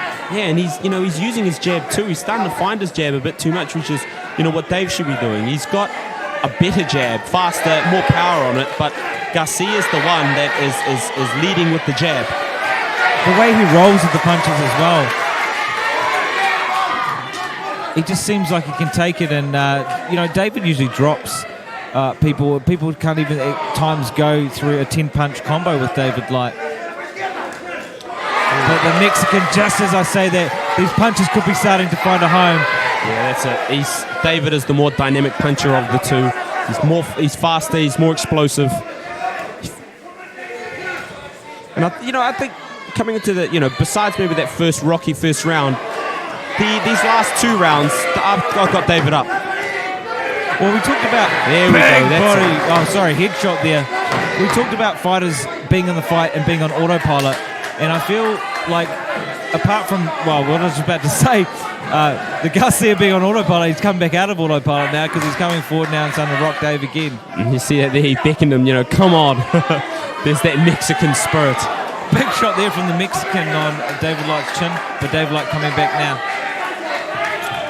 You know, this kind of fighters, I'm sure what, you know, Garcia himself likes. You know, being in Mexico, I'm sure his sparring partners, you know, this is a daily thing. Sitting in the pocket, exchanging blows, you know. And big uppercut there. Garcia. Canvas scraper. He's copping a few shots there from David Light. And, you know, for those that may have thought this was a tune-up, there's no such thing, especially at this level. And, you know, Garcia wants to crack that top 100. He's the number one ranked in Mexico. David Light, the number one here in Oceania. We're seeing the best of both worlds here tonight. I think, you know, it's hard to call a Mexican a tune-up fight, eh? Well, exactly, and I don't think at this level you can have one. There's fighters out there that do it, but David Light's not one of them. There we go. This is nice feather to have on the cap too, though. You know, taking out the one, but I'm not liking what I'm seeing here now. Yeah, just he's rocking David. I think I'm seeing a cut on the left eye of David Light. Perhaps, you know, in those close exchanges, they've butt heads, and David's received a bit of a cut on his eye. From what it looks like, maybe we'll get a better look in the corner. We talk about these subtle differences. You know, the Mexican isn't that flashy. He's not moving on angles, but he's tough. He's got composure. He's got the ring craft that is just so much different from what we've seen here in New Zealand. And isn't this a good thing for New Zealand boxing to bring over fighters of this caliber, Chad? Yeah, that's awesome to bring, you know, a different style, you know, different boxer from another part of the world. You know, often we get, you know, Australians and things like that, you know, like Flanagan, but, you know, it's, you know, having a Mexican, you know, Mexicans are known for boxing. It's cool for the hometown fans to, you know, see a boxer from that part of the world.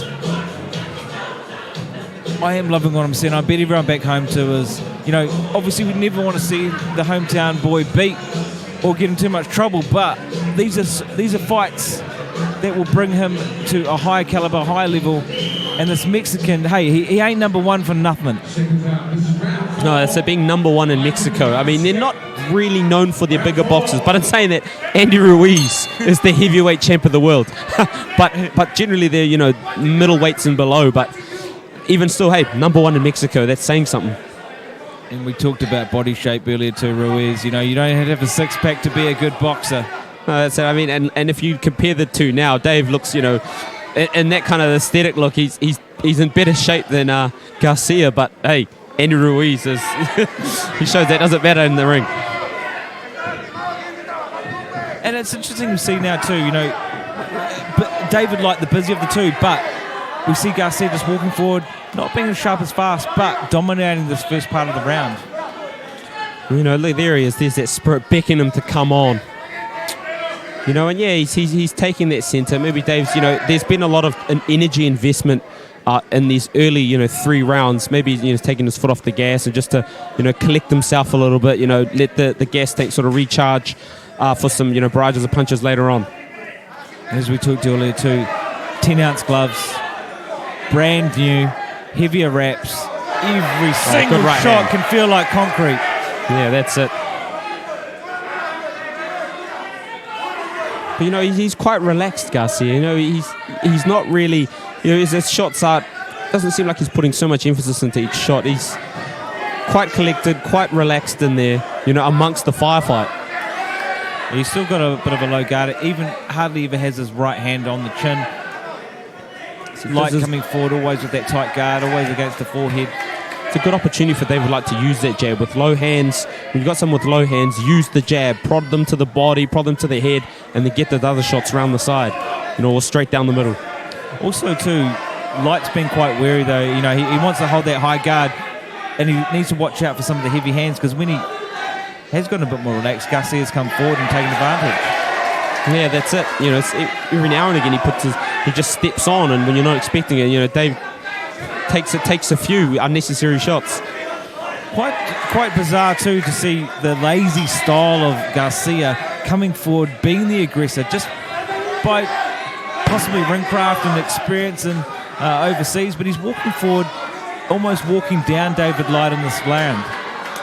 Yeah, so like you say, lazy style, kind of his body's jig kind of looks lazy, but he's effective in this round. So maybe this opportunity, last 30 seconds, David Light should put his foot down and try and steal that round. Try to steal this round.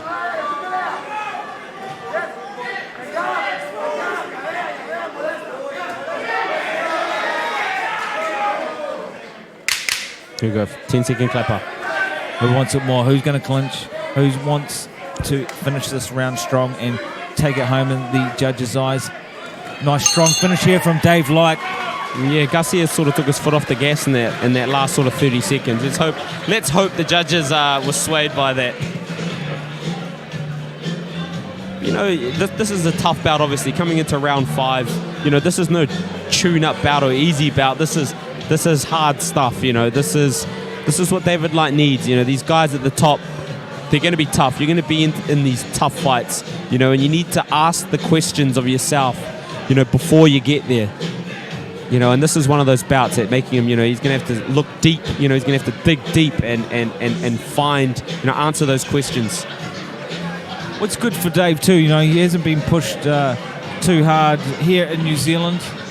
He's taken on one of the best from Australia, Bam Bam, which was an absolute banger of a fight, but Dave edged it forward in the end. Tonight we're seeing something a little bit different. He's having to dig deep. He's fighting someone of a different caliber. Yeah, it was a tough fight with Flanagan. Flanagan's been in there with some really good guys. His record speaks for itself. And David Light, he edged it in a tough fight. But here we go. He's in there again with another tough fight. And it's good. He's staying quite active against good caliber opponents. After a tough fight like that, it would have been easy for him to just take someone on just to get a quick KO and build the stock, but he's taken a tough Mexican, and credit to him for that. And credit to Peach for putting this together.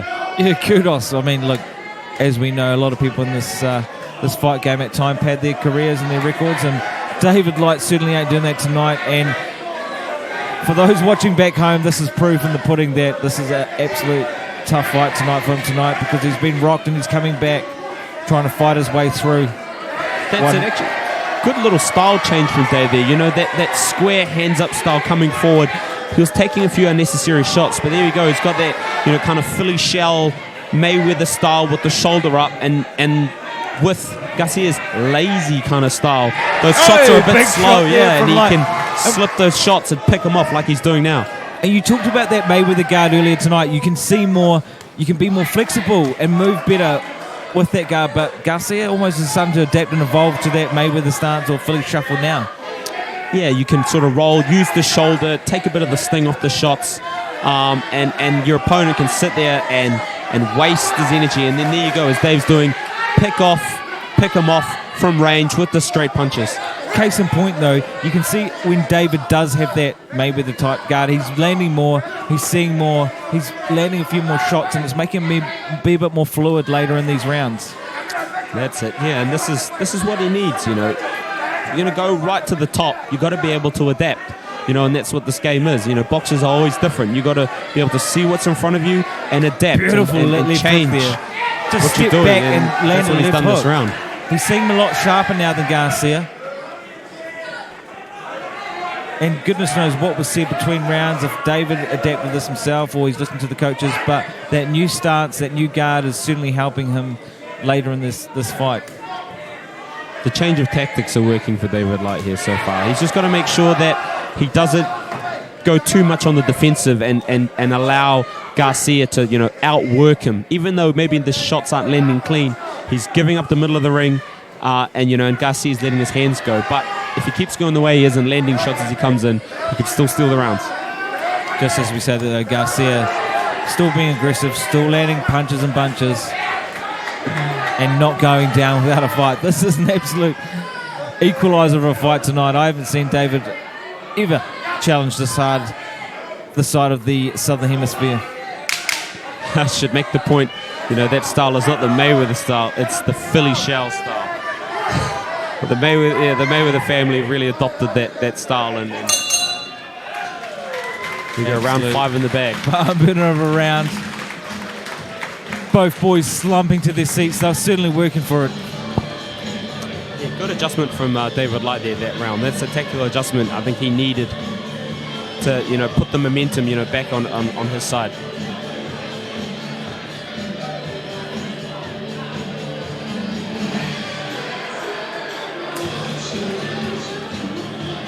So for those watching back home, we have 8 rounds tonight. We are now in round number 6 for David the Great White Light against German El Bon Garcia.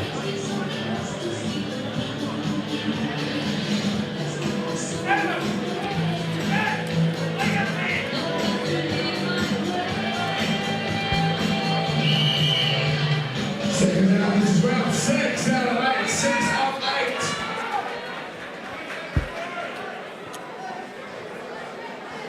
As always, we welcome feedback from those watching around the world. Hit us up, Isaac Savage, Chad Mills. Here we go now for round number 6. David the Great White Light in the white and blue against Garcia there in the Mexican trunks. And there you go, you saw come out earlier with that sort of low stance, that Philly shell defense. Now he's putting it on the offensive. And this is what I was saying earlier, you know, if he's got him on the ropes, not just go out there guns blazing, but to pick the shots, you know, use the jab, prod with the jab, see the openings, and then throw the shots, you know, and still be economical with your offense, even if you've got an opponent just sitting on the ropes.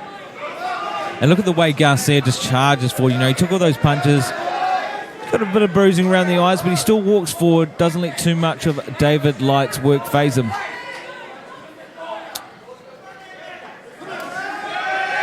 Big shot there from the Great White, David Light. You can't really take anything away from Garcia, eh? He is so game. He is right there, you know, every shot, you know, he's beckoning him on. He is not, doesn't seem discouraged one bit about anything in this bout.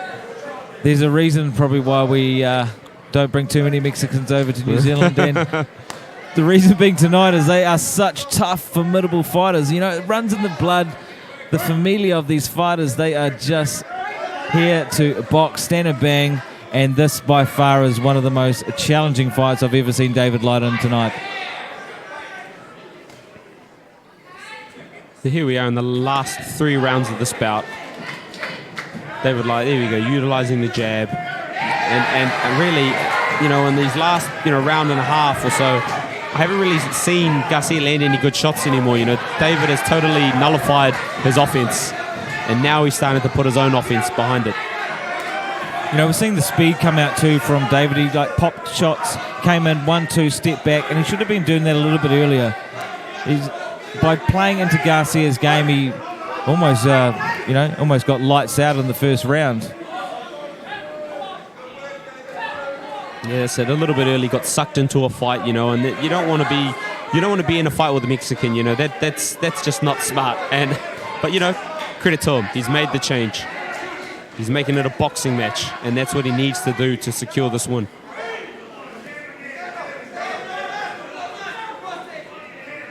If anything, this is a beautiful thing for boxing here in New Zealand, Oceania, Australasia, bringing over such top caliber fighters. Thank you to Peach Boxing. What a fight we're seeing tonight. David Light singing for his supper. Go last 10 seconds.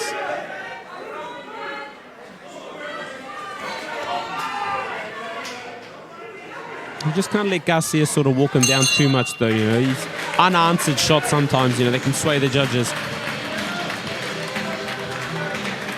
Another punishing round for both boys. Not looking as slumped into their seats as before. They're probably starting to find their second win now as we go into the last 2 rounds, 7 of 8. Here tonight at the ABA Peach Boxing, Light vs Garcia, the home of New Zealand boxing. With you tonight, Isaac Savage and Chad Chop Chop Mills. We are proudly bringing this to you and the world by Corvus Digital tonight. What a night of fights it's been tonight, Chad. Great night of boxing, great night of boxing. I'm still on the edge of my seat. Well, you were more on the edge of your seat in round number 1. Yeah. I turned away from the screen at some points. Take nothing away from this homegrown hero, David the Great White Light, and this true Mexican warrior, German El Bon Garcia. 2 more rounds to go. David Light now just stalking his prey, but Bon not going to put up that, taking advantage of that close guard. He's not using that Mayweather guard or Philly guard like you said earlier. He's now got that shelled up guard, and Garcia likes to take advantage of that. Yeah, see, that's it. That square guard, your opponent knows where your hands are when your hands are up square like that, and they can let their hands go knowing that, those hands are at home. With that side-on stance, slip with the shoulder. I think you should go back to that, but, perhaps I've got another plan in mind. But, yeah, just as soon as he went back there, Garcia was able to land a few shots in the opening seconds of the round. It seems to work against David Light, though, when he gets shelled up like that. But now he's just rocking forward. There we go. Doesn't care. Tit for tat, let's go.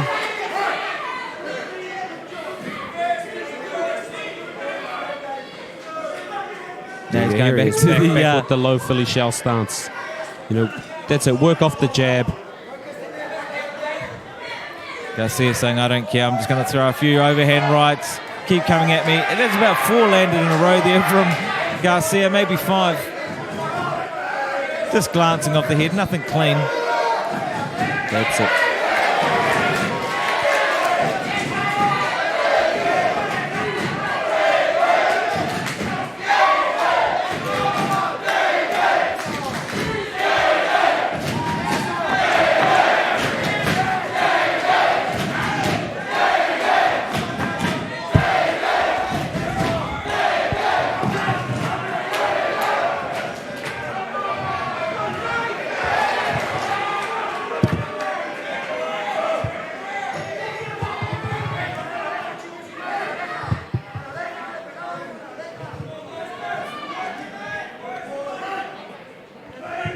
The crowd going absolutely crazy here tonight for David the Great White Light. But Garcia not making it easy for him. Great White there coming we in go. I think again. he's hit him. That's it, Dave. Oh, Big shots, body shots, heat shots. And I guess, these are the last rounds. Fatigue started to settle in, and he's hurt. Garcia going to stand up. Is he going to take it on? Is he going to last the end of the round? Chop, chop. He was one shot away from seeing the canvas, I think. But Dave really putting his stamp on the bout, with the last 30 seconds of action. Big shot again. He's still standing. He took that shot like an absolute champ. Can't question the heart of this guy. Look at him, still throwing, going out on his shield. Oh, survives falling the to the round. ground. This is Hitting almost the- like an MMA fight. Hitting the canvas, not from a punch. And look at Isaac Peach there now guiding his boy back. Now what is going through the mind of each fighter? You don't want to be there. You're thinking, what the heck am I doing here? It's hard to focus. He's struggling to stare into Isaac Peach's eyes. But what do you say to a fighter in this moment in time, Chad? I think for David Light, he's trying to build his stock. He wants to, build his reputation. I think, he needs he doesn't need, but it would be good to get a knockout win on that record. He wasn't far away from it moments ago. And I think at this point as well, Garcia's kind of lost the danger that, he had earlier in the bout. And for him, I think he's just waiting for that final bell. I'm sure he doesn't want to get a knockout loss on his record. He just wants to see the final bell. It's moments like this, though, where you test yourself as a human. You see how far you can go. And just looking at both fighters' eyes now, they probably don't want to be here. They're going to push on. This has been an absolute historical fight here in New Zealand tonight. I think, a bit of a pep talk from the corner of Garcia. And I'm pretty sure Dave is going to want to find that KO. I think the way that Peach was animated, Isaac was animated in the corner, I think he's pushing for it as well.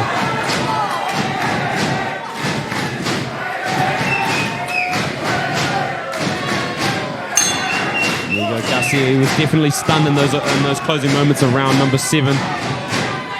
Both boys are absolutely pushed to the limits as we go into round number 8 now. I've never seen David Light push this hard before. But eating a few jabs, he might still not be, back to himself. He might still be a bit cloudy after those shots in the last round.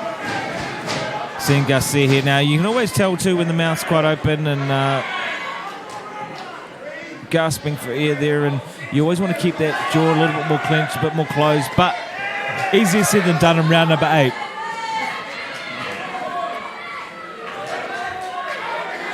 Yeah, that's it. Garcia, he's looking a bit hurt there. You can see it in his eyes. He's blinking. He's looking, unsure. But even still, Mexicans, he will go out on the shield if he has to. Well, he's certainly throwing, standing and banging. We couldn't ask for more from the Mexican Garcia. Let's see, how much has Dave got left in the tank, What's his conditioning like? Has he got enough gas in the tank to sort of go for that KO at this point? Last round. As they say, 1 minute down, 2 to go. He's still throwing hard. He's still looking busy. He's still looking good in there, considering how long this fight's been going. Yeah, that's it. Last round, and this fight has been action-packed from start right till now. But there we go. Good left hook there. Garcia took it well. Halfway mark in this round. Beautiful shot there from Light, just taking the head and chin away from Garcia there. And Garcia's starting to miss now, overcommit to those shots, and Great White getting out of the way of those shots. That's it there. All those little subtle moves that David Light are pulling, all those shots just skimming past. So it shows, he's still alert, even in this last round, he's still alert. Nice right hand over there. 2 minutes down, 1 minute to go. White looking the sharper of the two, landing on top. There you go. Dave should capitalise, not let it, talking to the ref. The ref didn't say anything, just capitalise on that moment. If the ref don't say anything, let it carry on.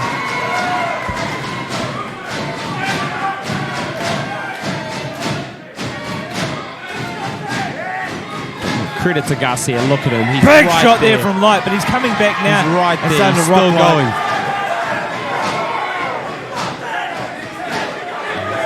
David Light perhaps just starting to show some fatigue. He's put a bit of energy into this bout. 30 seconds now. Big shots, both boys throwing down. Garcia coming forward. White coming forward as well.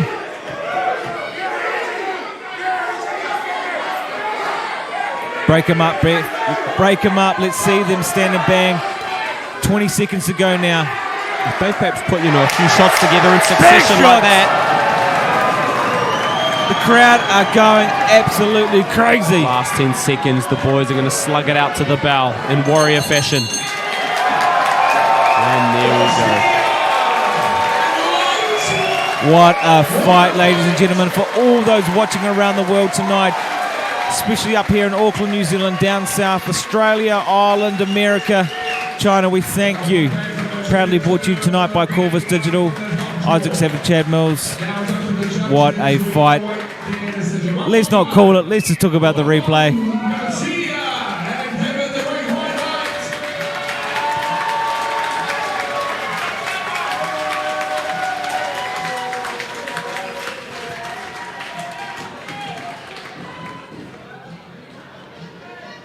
An effort to be proud of from both lads in there tonight. They put it all out there. They gave it everything. Like I said, I've seen David Light fight much bigger men and make short work of them. Tonight we saw the #1 Mexican contender come over here, give it to our best, and certainly took him to the final stages of what looked like very, very deep water for David Light there in the first round. Yeah, that's it. Having the #1 Mexican on your resume is an awesome scalp to have, and I think the best thing for this is that adjustment that he made after the opening half of the bout. He made the adjustment. He was taking a few unnecessary shots, and he got sucked into a fight, which he didn't need to do. He made the adjustment, and he went back to his boxing. He adjusted his stance. He adjusted his movement. And he made that adjustment that he needed, and it gave him the edge in the last half of the bout. That's the aptitude and the evolution of a great fighter. Eh? Like you said, be able to adjust, make those tweaks yourself, but also listen to your coach and go in to do it the next round. And to do that when you're getting punched in the face, at the end of your wit in terms of physical exhaustion is an amazing, phenomenal effort. Yeah, no, that's it. And it's not just Dave's evolution. Isaac as well. He's learning in this too. He hasn't been a coach for that long. So he's learning and getting experience from all this too. And it's awesome that the lads are growing together in the sport as they climb the ladder. And take nothing away from Boaz too. I mean, I shook his hand tonight. He almost broke my hand. He's still got a lot of fight in him, and they both do. And head off to both those coaches. With a wonderful round of applause, all the way from Mexico, German Light Garcia, David, the great White Light. Firstly, thank you for coming all the way from Mexico to Auckland and Kamiki Makona. One more time, a round of applause please for both fighters.